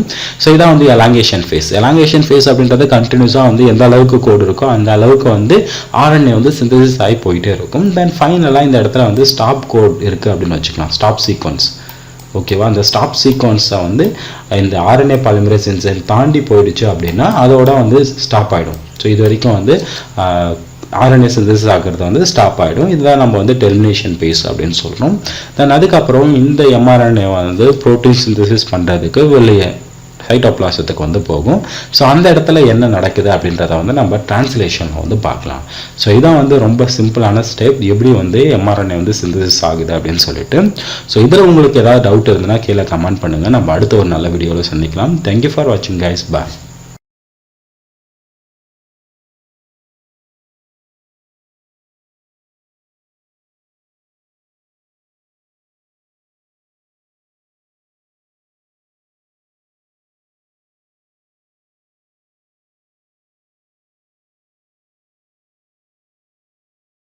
Hello everyone, I am Raj. Welcome to my channel. நம்ம இதுக்கு முன்னாடி வந்து பார்த்தீங்கன்னா டிரான்ஸ்கிரிப்ஷன் அப்படின்ற ஒரு விஷயத்தை பற்றி பார்த்தோம். எப்படி ஒரு டிஎன்ஏலேருந்து mRNA சிந்தசிஸ் ஆகுது அப்படின்னு சொல்லிட்டு ரொம்ப டீட்டெயிலாக பார்த்தோம். அண்ட் அதில் வந்து நல்லா கவனிச்சிங்கன்னா உங்களுக்கு தெரிஞ்சிருக்கும், நம்ம டிஎன்ஏ வந்து டபுள் ஸ்டாண்டர்டாக இருக்கிறது 2 ஸ்டாண்டாக பிரித்து அதில் வந்து ஒரு கோடிங் ஸ்டாண்ட்னு ஒன்று இருக்கும், இன்னொன்று வந்து டெம்ப்ளேட் ஸ்டாண்ட்னு ஒன்று இருக்கும். அந்த கோடிங் ஸ்டாண்டில் தான் வந்து அமினோ ஆசிட்டை கோட் பண்ணக்கூடிய இன்ஃபர்மேஷன்ஸ் இருக்கும். அந்த இன்ஃபர்மேஷன் எப்படி இருக்கும் அப்படின்னு கேட்டிங்கன்னா கோடான் அப்படின்ற அந்த ஃபார்மில் தான் இருக்கும் அப்படின்னு பார்த்தோம். கோடான் அப்படின்றது 3 நியூக்ளியோடைட் சேர்ந்தது தான் நம்ம வந்து ஒரு கோடான் அப்படின்னு சொல்லுவோம். ஸோ அந்த கோடான் ஒட்டு மொத்தத்தையும் சேர்த்து நம்ம வந்து ஜெனட்டிக் கோட் அப்படின்னு சொல்லுவோம். அந்த ஜெனட்டிக் கோடை பற்றி நிறைய பேருக்கு வந்து ஒரு சில விஷயங்கள்லாம் தெரிஞ்சிருக்காது. அதனால நம்ம இன்னைக்கு இந்த வீடியோவில் வந்து ஜெனட்டிக் கோட் அப்படின்றத பற்றி பார்த்துட்டு தென் அதுக்கப்புறம் வந்து டிரான்ஸ்லேஷனை பற்றி பார்க்கலாம். ஸோ ஃபர்ஸ்ட் ஜெனட்டிக் கோட்னா என்ன அப்படின்னு சொல்லிட்டு கேட்டிங்கன்னா அது ரொம்ப ரொம்ப சிம்பிளான ஒரு விஷயம் தான். இப்போ டிஎன்ஏ எடுத்துக்கிட்டோம் அப்படின்னா அதில் வந்து 4 நியூக்ளியோடைட் இருக்கும், அடினைன், குவானைன், தைமின், சைட்டோசின் அப்படின்னு சொல்லிட்டு. இதுவே RNA அப்படின்னா தைமினுக்கு பதிலாக யுராசில் இருக்கும். ஸோ இதான் வந்து வித்தியாசமே. அந்த நியூக்ளியோடைடு வந்து பார்த்தீங்கன்னா 3 வந்து அரேஞ்ச் ஆயிருக்கும். இந்த 3 சேர்ந்த ஒரு பேரை தான் நம்ம வந்து கோடான் அப்படின்னு சொல்லுவோம். கோடான் அப்படின்றது ட்ரிப்ளெட் ஆஃப் த நியூக்ளியோடைடு அப்படின்றத வந்து நல்லா ஞாபகம் வச்சுக்கோங்க. இந்த கோடான் ஒட்டு மொத்தத்தையும் சேர்த்து நம்ம வந்து ஜெனட்டிக் கோட் அப்படின்னு சொல்லுவோம். ஸோ ஒரு சிங்கிளா ஒரு 3 நியூக்ளியோடைடு மட்டும் இருந்தது அப்படின்னா அதை நம்ம வந்து கோடான் அப்படின்னு சொல்லுவோம். ஒட்டு மொத்தமா வந்து 64 கோடான் இருக்கு. ஓகேவா? 64 கோடான் இருக்கு. அந்த 64 கோடான்ல 61 கோடான் மட்டும்தான் வந்து அமினோ ஆசிட்டை வந்து கோட் பண்ணும். மீதி இருக்கக்கூடிய அந்த 3 கோடான் வந்து நான்சென்ஸ் கோடான் அப்படின்னு சொல்லுவோம். அப்படி இல்லைன்னா ஸ்டாப் கோடான் அப்படின்னு சொல்லுவோம். ஸ்டாப் கோடான் இதுக்கு முன்னாடி நான் வந்து சொன்னேன், சிந்தசிஸ் நடந்துட்டே இருக்கும்போது ஸ்டாப் கோடான் இருக்கும். அந்த ஸ்டாப் கோடானை வந்து RNA பாலிமரேஸ் தாண்டி போயிடுச்சு அப்படின்னா mRNA சிந்தசிஸ் நடக்காது அப்படின்னு சொன்னோம். ஸோ அந்த மாதிரி ஸ்டாப் கோடான் அப்படின்றது எந்த ஒரு விஷயத்தையுமே வந்து கோட் பண்ணாது. அதை நம்ம வந்து ஸ்டாப் கோடான் அப்படி இல்லைன்னா நான்சென்ஸ் கோடான் அப்படி இல்லைன்னா டெர்மினேஷன் கோடான் அப்படின்னு எப்படி வேணாலும் சொல்லுவோம். ஸோ ஜெனட்டிக் கோடை பற்றின விஷயங்கள் இதெல்லாம். ஜெனட்டிக் கோடை பொறுத்த வரைக்கும் மூணு நியூக்ளியோடைடாக இருக்கும். அந்த 3 நியூக்ளியோடைட் சேர்ந்தது தான் நம்ம வந்து கோடான் அப்படின்னு சொல்கிறோம். 64 கோடான் இருக்குது. அதில் 61 கோடான் அமினோ ஆசிட்டை வந்து கோட் பண்ணும். மீதி இருக்க 3 கோடான் வந்து அமினோ ஆசிட்டை கோட் பண்ணாது. அதை நான்சென்ஸ் கோடான் அப்படி இல்லைன்னா டெர்மினேஷன் கோடான்னு சொல்லுவோம். ஸோ நெக்ஸ்ட் வந்து இந்த கோடான்ஸ் எப்படி வந்து போடுறது அப்படின்னு சொல்லிட்டு ஒரு சின்ன டேபிள் காலம் இருக்கு. ஸோ அதை போடுறேன். நிறைய பேருக்கு இது தெரிஞ்சிருக்கலாம். ஸோ அதனால தெரிஞ்சிருந்தது அப்படின்னா கொஞ்சம் முன்னாடி போயிட்டு பாருங்க. சரி, தெரியாதவங்களுக்கு எப்படி வந்து அந்த 64 கோடான்ஸ் வந்து கோட் ஆகுது அப்படின்றத நான் உங்களுக்கு காமிக்கிறேன். ஓகேவா? ஸோ ஃபர்ஸ்ட் வந்து இப்போ நம்ம mRNA போட போறதால தைமினுக்கு பதிலாக யுராசில் போட்டுக்கும். Cytosine and adenine guanine. ஓகேவா? இந்த ஆர்டர் அப்படியே மேலேயும் போடுங்க. UCAG அண்ட் இந்த இடத்துலையும் UCAG. இந்த மாதிரி ஒவ்வொரு பாக்ஸுக்கு நேராகவும் போட்டுக்குங்க. UCAGன்ட்டு கீழே அதே தான் UCAGன்னு போட்டுங்க. ஸோ ஃபர்ஸ்ட் எடுத்த உடனே இந்த பக்கம் இருக்க லெட்டர் எடுத்து எழுதணும். தென் செகண்ட் வந்து இந்த பக்கம் இருக்க லெட்டர் எடுத்து எழுதணும். தேர்ட் வந்து பார்த்தீங்கன்னா இந்த பக்கம் இருக்க லெட்டர் எடுத்து எழுதணும். ஸோ இந்த மாதிரி ஒவ்வொரு பாக்ஸ்லையுமே வந்து 4 கோடான்ஸ் வரும். அப்போ 16 பாக்ஸ் இருக்கு. அப்போ 64 கோடான்ஸ் நமக்கு கரெக்டாக வந்துடும். ஸோ நான் முன்னாடி சொன்ன மாதிரி ஃபர்ஸ்ட், செகண்ட், தேர்டு. ஓகேவா? ஃபர்ஸ்ட் இந்த கோடானை எடுத்து எழுதுவோம். இந்த பக்கம் என்ன இருக்கு? U இருக்கு. அண்ட் மேலே என்ன இருக்கு? U இருக்கு. அண்ட் இந்த பக்கம் ஃபர்ஸ்ட் என்ன இருக்கு? U இருக்கு. ஸோ ஃபர்ஸ்ட் கோடான் இந்த மாதிரி தான் வந்து கிரியேட் ஆகும். தென் நெக்ஸ்ட் வந்து U, மேலே U இருக்கு. அண்ட் இந்த பக்கம் வந்து செகண்ட் வந்து C இருக்கு. ஸோ அதே மாதிரி G இருக்கு இந்த பக்கம். அண்ட் U அண்ட் ஏவை மேலே வந்து விட்டுட்டேன். ஸோ இந்த இடத்துல ஏ வந்திருக்கணும். ஓகேவா? அண்ட் இந்த மாதிரி ஒரு 4 கோடான ஒரு பாக்ஸில் வந்திருக்கும். தென் நெக்ஸ்ட் வந்து வேற ஏதாவது ஒரு பாக்ஸை ஃபில் பண்ணுவோமா? ஸோ இந்த பாக்ஸை வந்து ஃபில் பண்ணுவோம். அதே மாதிரி நீங்கள் மற்ற பாக்ஸ் எல்லாத்தையுமே வந்து ஃபில் பண்ணி பாருங்க. இந்த பக்கம் வந்து ஏ தான் ஃபர்ஸ்ட் இருக்கு. அண்ட் மேலேயும் வந்து ஏ தான் ஃபர்ஸ்ட் இருக்கு. அண்ட் இந்த பக்கம் ஃபர்ஸ்ட் வந்து பார்த்தீங்கன்னா U இருக்கு. ஸோ இது வந்து ஒரு கோடான். அண்ட் இந்த பக்கம் ஏ, இந்த பக்கம் வந்து அண்ட் C தான் ஃபர்ஸ்ட் இருக்கு. அண்ட் இந்த பக்கம் ஏ. ஸோ இந்த மாதிரி வந்து பார்த்தீங்கன்னா ஒரு பாக்ஸில் வந்து 4 கோடான் வரும். ஸோ இந்த மாதிரி ஒவ்வொரு பாக்ஸையும் வந்து நீங்கள் ஃபில் பண்ணி பார்த்தீங்க அப்படின்னா மொத்தம் 64 கோடான் நமக்கு கிடைக்கும். அந்த ஒவ்வொரு கோடான் வந்து பார்த்தீங்கன்னா ஒரு அமினோ ஆசிட்டை வந்து கோட் பண்ணும். ஸோ இதான் வந்து பேசிக்கான ஒரு விஷயம். நல்லா ஞாபகம் வச்சுக்கோங்க. அண்ட் நான் இந்த பாக்ஸில் வந்து பார்த்தீங்கன்னா அது எல்லாத்தையுமே வந்து ஃபில் பண்ணி எந்தெந்த கோடான் எந்தெந்த அமினோ ஆசிட்டை வந்து கோட் பண்ணுது அப்படின்ற இன்ஃபர்மேஷன் எல்லாத்தையுமே வந்து கொடுத்துருக்கேன். ஸோ ஒரு டைம் ஜஸ்ட் நீங்கள் பார்த்துக்குங்க. இதில் முக்கியமானது வந்து ஸ்டாப் கோடான் என்னென்ன அப்படின்னு பார்த்துக்குங்க. தென் அதுக்கப்புறம் இனிஷியேஷன் கோடான் அப்படின்னு சொல்லிட்டு இந்த AUG சொல்லுவோம். தென் அதுக்கப்புறம் ட்ரிப்டோபன் இதுலேயும் வந்து பார்த்தீங்கன்னா கொஞ்சம் இம்பார்ட்டண்டான ஒரு விஷயம் இருக்கும். UGG அப்படின்றத வந்து நல்லா ஞாபகம் வச்சுக்கோங்க. சரிங்களா? அண்ட் நெக்ஸ்ட் வந்து இதோடைய சாலியன்ட் ஃபியூச்சர்ஸ் என்னென்ன அப்படின்னு சொல்லிட்டு பார்த்துடலாம். ஃபர்ஸ்ட் வந்து ஸ்பெசிஃபிசிட்டி அப்படி என்னன்னு கேட்டிங்கன்னா, இப்போ ஒரு கோடான் இருக்கு அப்படின்னா அந்த ஒரு கோடான் ஒரு அமினோ ஆசிட்டை மட்டும்தான் கோட் பண்ணும். இப்போ UUU அப்படின்ற ஒரு கோடான் இருக்கு. இது ஃபினைல் அலனின் அப்படின்ற இந்த அமினோ ஆசிட்டை மட்டும்தான் கோட் பண்ணும். வேற எந்த ஒரு அமினோ ஆசிட்டுமே வந்து கோட் பண்ணாது. பட் இந்த இடத்துல ஒரு சின்ன விஷயத்தை வந்து நல்லா ஞாபகம் வச்சுக்கோங்க. ஒரு கோடான் ஒரு அமினோ ஆசிட்டை மட்டும்தான் வந்து கோட் பண்ணும். ஒரு அமினோ ஆசிட்டை மட்டும்தான் கோட் பண்ணும். ஓகேவா? ஒரு அமினோ ஆசிட் அப்படின்றது ஃபினைல் அலனின் அப்படின்னா ஃபினைல் அலனினை மட்டும்தான் வந்து கோட் பண்ணும். ஸோ இந்த இடத்துல இன்னொரு விஷயம், ஒரு அமினோ ஆசிட்டை வந்து பார்த்தீங்கன்னா மல்டிபிள் கோடான்ஸ் வந்து பார்த்தீங்கன்னா கோட் பண்ணலாம். மெனி கோடான்ஸ் வந்து கோட் பண்ணலாம். இப்போ இந்த ஃபினைல் அலனின் அப்படின்ற ஒன்றத்தை வந்து பார்த்தீங்கன்னா UUU அப்படின்ற அந்த கோடானும் வந்து கோட் பண்ணுது. இன்னொன்று வந்து பார்த்தீங்கன்னா UUG அப்படின்ற இந்த கோடானும் வந்து கோட் பண்ணலாம். ஓகேவா? எக்ஸாக்டா எனக்கு தெரியல. இந்த மாதிரி வேற ஏதாவது ஒரு கோடானும் வந்து கோட் பண்ணலாம். ஸோ ஒரு அமினோ ஆசிட்டை வந்து ஒரு கோடான் தான் வந்து கோட் பண்ணணும் அப்படின்னு கிடையாது. மல்டிபிள் கோடான்ஸ் வந்து கோட் பண்ணலாம். பட் ஒரு கோடான் ஒரு அமினோ ஆசிட்டை மட்டும்தான் கோட் பண்ணும் அப்படின்ற விஷயத்த வந்து நல்லா ஞாபகம் வச்சுக்கோங்க. தென் நெக்ஸ்ட் வந்து யூனிவர்சல் அப்படின்றது இந்த உலகத்தில் இருக்கக்கூடிய எல்லா லிவிங் ஆர்கானிசத்துலையும் ஜெனட்டிக் கோட் அப்படின்றது சேம். எல்லா இடத்துலையும் வந்து இப்போ AUG அப்படின்னா மித்தியோனைனை வந்து பார்த்தீங்கன்னா கோட் பண்ணணும். இது எல்லா ஆர்கானிசத்துலையும் வந்து மித்தியோனைனை மட்டும்தான் வந்து கோட் பண்ணும். இப்போ யூ அப்படின்றது வந்து ஃபினைல் அனலினை வந்து கோட் பண்ணுது அப்படின்னா மனுஷன்ல ஆனதுனால அதே தான். அண்ட் சின்ன ஏதாவது லோவர் ஆர்கானிசத்துலையும் வந்து அதே தான் வந்து கோட் பண்ணணும். ஸோ இந்த கோடான் அப்படின்றது வந்து யூனிவர்சலா எல்லா லிவிங் ஆர்கானிசத்துலையும் வந்து சேமா தான் இருக்கும். ஸோ அதை வந்து ஞாபகம் வச்சுக்கோங்க. நெக்ஸ்ட் வந்து ரிடண்டன்ட் அப்படின்னா இது முன்னாடி நான் சொன்ன மாதிரி தான். ஒரு கோடான் வந்து ஒரு அமினோ ஆசிட்டை மட்டும்தான் கோட் பண்ணும். பட் ஒரு அமினோ ஆசிட்டை வந்து மல்டிபிள் கோடான்ஸ் வந்து கோட் பண்ணலாம். இப்போ வேலின் அப்படின்ற இந்த அமினோ ஆசிட்டை வந்து மல்டிபிள் கோடான்ஸ் வந்து கோட் பண்ணுது. GUU அப்படின்ற இந்த அமினோ ஆசிட் இந்த கோடான் வந்து கோட் பண்ணுது. GUC அப்படின்ற கோடான் வந்து வேலினை தான் வந்து கோட் பண்ணுது. ஸோ இந்த மாதிரி மல்டிபிள் கோடான்ஸ் வந்து ஒரு அமினோ ஆசிட்டை வந்து கோட் பண்ணலாம். பட் இந்த இடத்துல அக்செப்ட் ட்ரிப்டோஃபன் அண்ட் மித்தியோனைன். இந்த மித்தியோனைன் அப்படின்றது வந்து பார்த்தீங்கன்னா ஒரே ஒரு கோடான் தான் இருக்கு. AUG அப்படின்ற கோடான் இருக்கு. ஓகேவா? இந்த ட்ரிப்டோஃபனுக்கும் அதே மாதிரி தான் நான் முன்னாடி சொன்னேன் பார்த்துங்க அப்படின்னு சொல்லிட்டு. அதில் வந்து பார்த்தீங்கன்னா UGG அப்படின்ற இந்த கோடான் மட்டும்தான் வந்து ட்ரிப்டோஃபனை வந்து கோட் பண்ணும். அதே மாதிரி மித்தியோனைனை வந்து AUG அப்படின்ற இந்த கோடான் மட்டும்தான் கோட் பண்ணும். வேற எந்த ஒரு கோடானும் வந்து கோட் பண்ணாது. பட் வேலினுக்கு வந்து பார்த்தீங்கன்னா ஒரு 4 கோடான் இருக்கு. அண்ட் லைசினுக்கு வந்து பார்த்தீங்கன்னா ஒரு 2 கோடான் இருக்கு. ஸோ இந்த மாதிரி ஒரு அமினோ ஆசிட்டை வந்து மல்டிபிள் கோடான்ஸ் வந்து கோட் பண்ணலாம். பட் ஒரு கோடான் ஒரு அமினோ ஆசிட்டை மட்டும்தான் கோட் பண்ணும் அப்படின்றத வந்து நல்லா ஞாபகம் வச்சுக்கோங்க.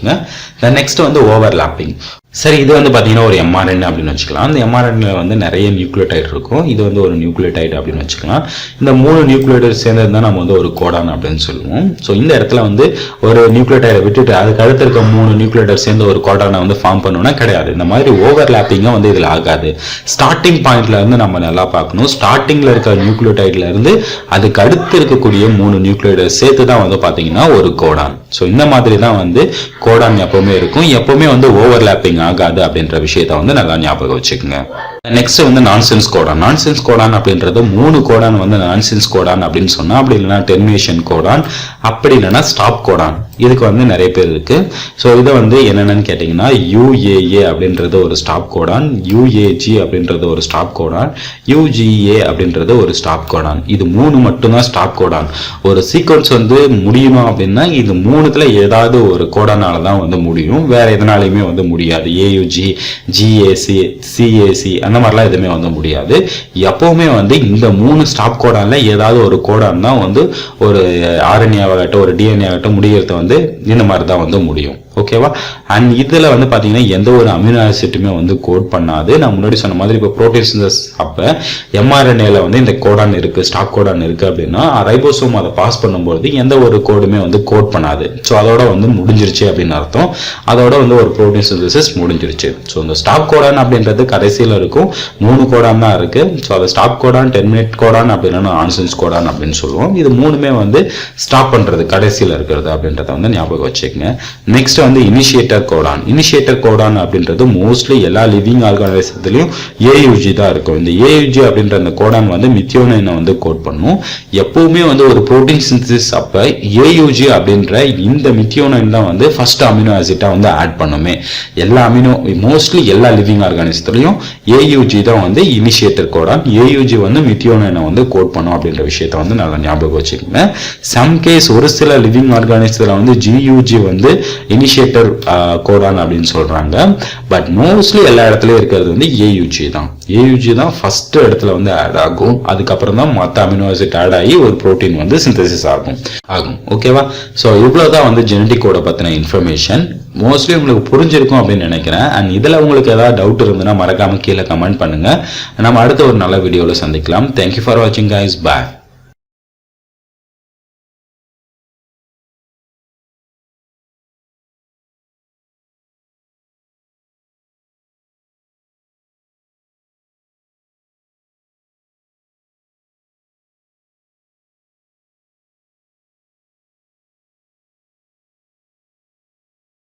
Hello everyone, I am Raj. Welcome to my channel.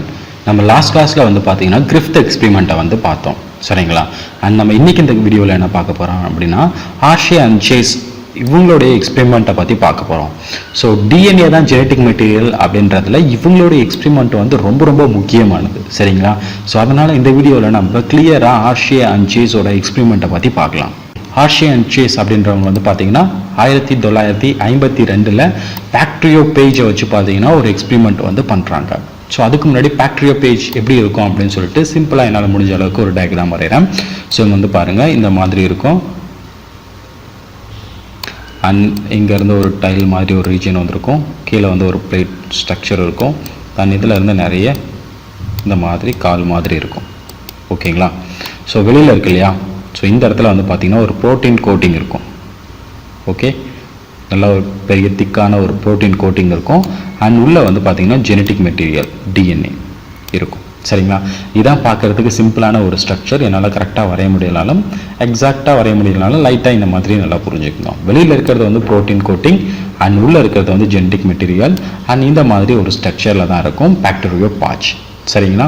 இவங்க வந்து என்ன பண்ணுறாங்க அப்படின்னா 2 டைப் ஆஃப் கல்ச்சர் வந்து இவங்க பண்ணுறாங்க. 2 விதமாக வந்து இந்த பாக்டீரியோபேஜை வந்து வளர்க்குறாங்க ஆர்டிஃபிஷியலாக.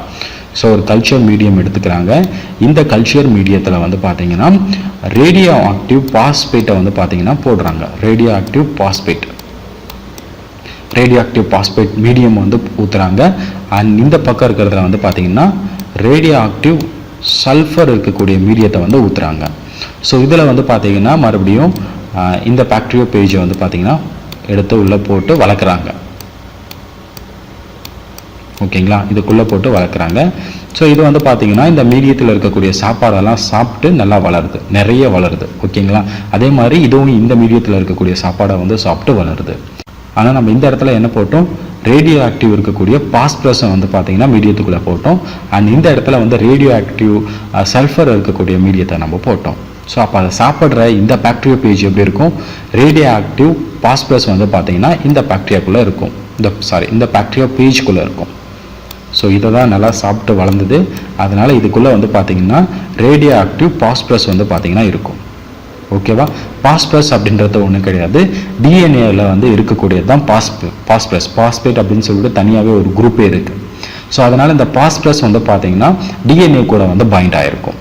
ஓகே, அண்ட் இந்த இடத்துலேருந்து வர்றது வந்து பார்த்தீங்கன்னா சல்ஃபர் வந்து டிஎன்ஏல இருக்காது. சல்ஃபர் எந்த இடத்துல இருக்கும் அப்படின்னு பார்த்தீங்கன்னா புரோட்டீனில் இருக்கும். சல்ஃபரை வந்து நம்ம புரோட்டீனில் பார்க்கலாம். ஓகேவா? அதனால் புரோட்டீன் அப்படின்றது இந்த அவுட் கோட் இதெல்லாமே வந்து புரோட்டீன். அண்ட் இந்த புரோட்டீனில் என்ன இருக்கும் அப்படின்னு பார்த்தீங்கன்னா ரேடியோ ஆக்டிவ் சல்ஃபர் இருக்கும். ஏன்னா அது சல்ஃபர் இருக்கக்கூடிய இந்த மீடியத்தில் வளர்ந்ததால இந்த மாதிரி இருக்கும். சரிங்களா? ஸோ இந்த மாதிரி 2 பாக்டீரியோபேஜ் காலனியை வந்து வளர்க்குறாங்க. அண்ட் இதிலிருந்து கொஞ்சம் பாக்டீரியோபேஜ் எடுக்கிறாங்க. இந்த காலனியிலிருந்து கொஞ்சம் பாக்டீரியோபேஜை எடுத்து இன்ஃபெக்ட் பண்ணுறாங்க, மற்ற ஹோஸ்ட் செல்லில் வந்து போடுறாங்க. ஸோ அப்படி போடும்போது என்ன ஆகுது அப்படின்னு சொல்லிட்டு இப்போ பார்க்கலாம். ஸோ இந்த மாதிரி 2 பாக்டீரியோபேஜை வந்து ஆல்ரெடி வளர்த்துருக்காங்க. இந்த பாக்டீரியோபேஜ் வந்து பார்த்தீங்கன்னா ரேடியோ ஆக்டிவ் சல்ஃபர் இருக்கக்கூடிய மீடியத்தில் வளர்த்தது. அண்ட் இந்த பாக்டீரியோபேஜ் வந்து பார்த்தீங்கன்னா ரேடியோ ஆக்டிவ் பாஸ்பரஸ் இருக்கக்கூடிய மீடியத்தில் வளர்த்தது. சரிங்களா? ஸோ அதனால் இந்த டிஎன்ஏவில் வந்து பார்த்தீங்கன்னா பாஸ்பரஸ் இருக்குது, வெளியில் அவுட் கோட்டிங் மட்டும் ப்ரோட்டீன் இருக்கிறதால இந்த மாதிரி ரெட் கலர் கொடுத்துருக்காங்க சல்ஃபர். சரிங்களா? ஸோ இதை எடுத்து ஹோஸ்ட் செல்லுக்குள்ளே ஃபஸ்ட்டு வந்து இன்ஃபெக்ஷன் பண்ணுறோம். ஸோ இன்ஃபெக்ஷன் பண்ணும்போது இன்ஃபெக்ஷன் ஆர் அட்சாப்ஷன் அப்படின்னு சொல்லுவோம். ஸோ அதை வந்து இன்ஃபெக்ட் பண்ணும்போது இந்த மாதிரி தான் இன்ஃபெக்ட் ஆகும். உட்காந்து அதுக்குள்ளே இருக்கக்கூடிய ஜெனட்டிக் மெட்டீரியல் எல்லாத்தையுமே இந்த செல்லுக்குள்ளே வந்து அனுப்பும். தென் அதுக்கப்புறம் அஜிடேஷன் ஆர் பிளண்டிங், இது கொஞ்சம் டைம் நம்ம கொடுத்து ஒரு இன்குபேஷன் டைம் கொடுத்து கரெக்டாக வந்து ஜெனட்டிக் இன்ஃபர்மேஷன்லாம் உள்ளே பாஸ் ஆகிற மாதிரி டைம் கொடுத்து தென் அதுக்கப்புறம் அஜிடேஷன் பண்ணுறோம். ஸோ இது எல்லாத்தையும் வந்து தனியாக பிரிக்கிற மாதிரி கொஞ்சம் வந்து இது பண்ணுறோம். தென் ஃபைனலாக வந்து பார்த்திங்கன்னா சென்ட்ரிஃபியூஜ் பண்ணுறோம். ஸோ இதை எடுத்து எல்லாத்தையும் ஒரு டெஸ்ட் டியூப்பில் போட்டு சென்ட்ரிஃபியூஜ் பண்ணுறோம். ஸோ சென்ட்ரிஃபியூஜ் பண்ணும்போது என்ன ஆகும் அப்படின்னு பார்த்தீங்கன்னா இப்படி ஒரு டெஸ்ட் டியூப் இருக்குது அப்படின்னா கீழே வந்து பார்த்தீங்கன்னா செல்லுலாம் வந்து சேர்ந்துடும். அண்ட் மேலே இந்த வேஸ்ட் பார்ட் இங்கே இருக்கு இல்லையா, அந்த பாக்டீரியோபேஜ் இந்த இதெல்லாம் வந்து மேலேயே வந்து பார்த்தீங்கன்னா மிதக்கும். தென் கீழே இருக்கக்கூடிய இந்த செல் இதிலிருந்து செல்ஸ் எடுக்கிறாங்க அண்ட் இங்கேருந்து செல்ஸ் எடுக்கிறாங்க. ஸோ இது ரெண்டுத்தையும் வந்து பார்த்தீங்கன்னா ரேடியோ ஆக்டிவிட்டி வந்து செக் பண்ணுறாங்க. ஸோ அப்படி செக் பண்ணும்போது இந்த இடத்துல எந்த ஒரு ரேடியோ ஆக்டிவுமே கிடையாது. பட் இந்த இடத்துல வந்து பார்த்தீங்கன்னா ரேடியோ ஆக்டிவிட்டி இருக்குது. ஸோ ஏன் இந்த இடத்துல ரேடியோ ஆக்டிவிட்டி இருக்குது, ஏன்னா இந்த டிஎன்ஏ வந்து பாஸ்பரஸ் லேபிள்டு பண்ணது. ஓகேவா? அது வந்து ரேடியோ ஆக்டிவ் எலிமெண்ட். ஸோ அதனால் இந்த இடத்துல வந்து இந்த செல்லையும் வந்து ரேடியோ ஆக்டிவிட்டி இருக்குது. ஆனால் இந்த இடத்துல வந்து பார்த்தீங்கன்னா ரேடியோ ஆக்டிவிட்டி கிடையாது. ஏன்னா நம்ம ரேடியோ ஆக்டிவிட்டி யூஸ் பண்ணது வந்து பார்த்தீங்கன்னா ப்ரோட்டீனில் மட்டும்தான் யூஸ் பண்ணோம். ஸோ அதனால் இந்த ப்ரோட்டீன் அப்படின்றது செல்லுக்குள்ளேயே வரல, வெளியவே வந்து நின்றுச்சு. ஸோ அதனால் இந்த இடத்துல வந்து எந்த ஒரு ரேடியோ ஆக்டிவிட்டியுமே கிடையாது. தென் ஃபைனலாக இவங்களுடைய எக்ஸ்பெரிமெண்ட்ல இருந்து நமக்கு என்ன தெளிவாக தெரியுது அப்படின்னு பார்த்தீங்கன்னா டிஎன்ஏ தான் வந்து ஜெனட்டிக் மெட்டீரியல் அப்படின்றது தெளிவாக தெரியுது. ஏன்னா டிஎன்ஏ அந்த லேபிள் பண்ணோம் இல்லையா, பாஸ்பர்ஸை வந்து லேபிள் பண்ணி ஒரு மீடியத்தில் வளர்த்த பாக்டீரியோ பேஜில் இருக்கக்கூடிய டிஎன்ஏ தான் டிரான்ஸ்ஃபர் ஆயிருக்கு அப்படின்றது தெளிவாக தெரியுது. ஸோ அதனால் டிஎன்ஏ தான் வந்து ஜெனட்டிக் மெட்டீரியல் அப்படின்றத இந்த ரேடியோ ஆக்டிவிட்டி யூஸ் பண்ணி இவங்க கண்டுபிடிச்சாங்க. ஆர்ஷியா அண்ட் சேஸ் இவங்களுடைய எக்ஸ்பெரிமெண்ட் தான் வந்து டிஎன்ஏ தான் ஜெனட்டிக் மெட்டீரியல் அப்படின்றத கண்டுபிடிக்கிறதுக்கு ரொம்பவுமே உபயோகமாக இருந்தது. சரிங்களா? ஸோ இவ்வளோ தான் ரொம்ப ரொம்ப சிம்பிளான ஒரு விஷயம். அண்ட் உங்களுக்கு இது புரிஞ்சிருக்குன்னு நினைக்கிறேன். அண்ட் இதில் ஏதாவது டவுட் இருந்தால் கமெண்ட் பண்ணுங்கள். நம்ம அடுத்த வீடியோவில் சந்திக்கலாம். தேங்க்யூ ஃபார் வாட்சிங் கைஸ். பாய்.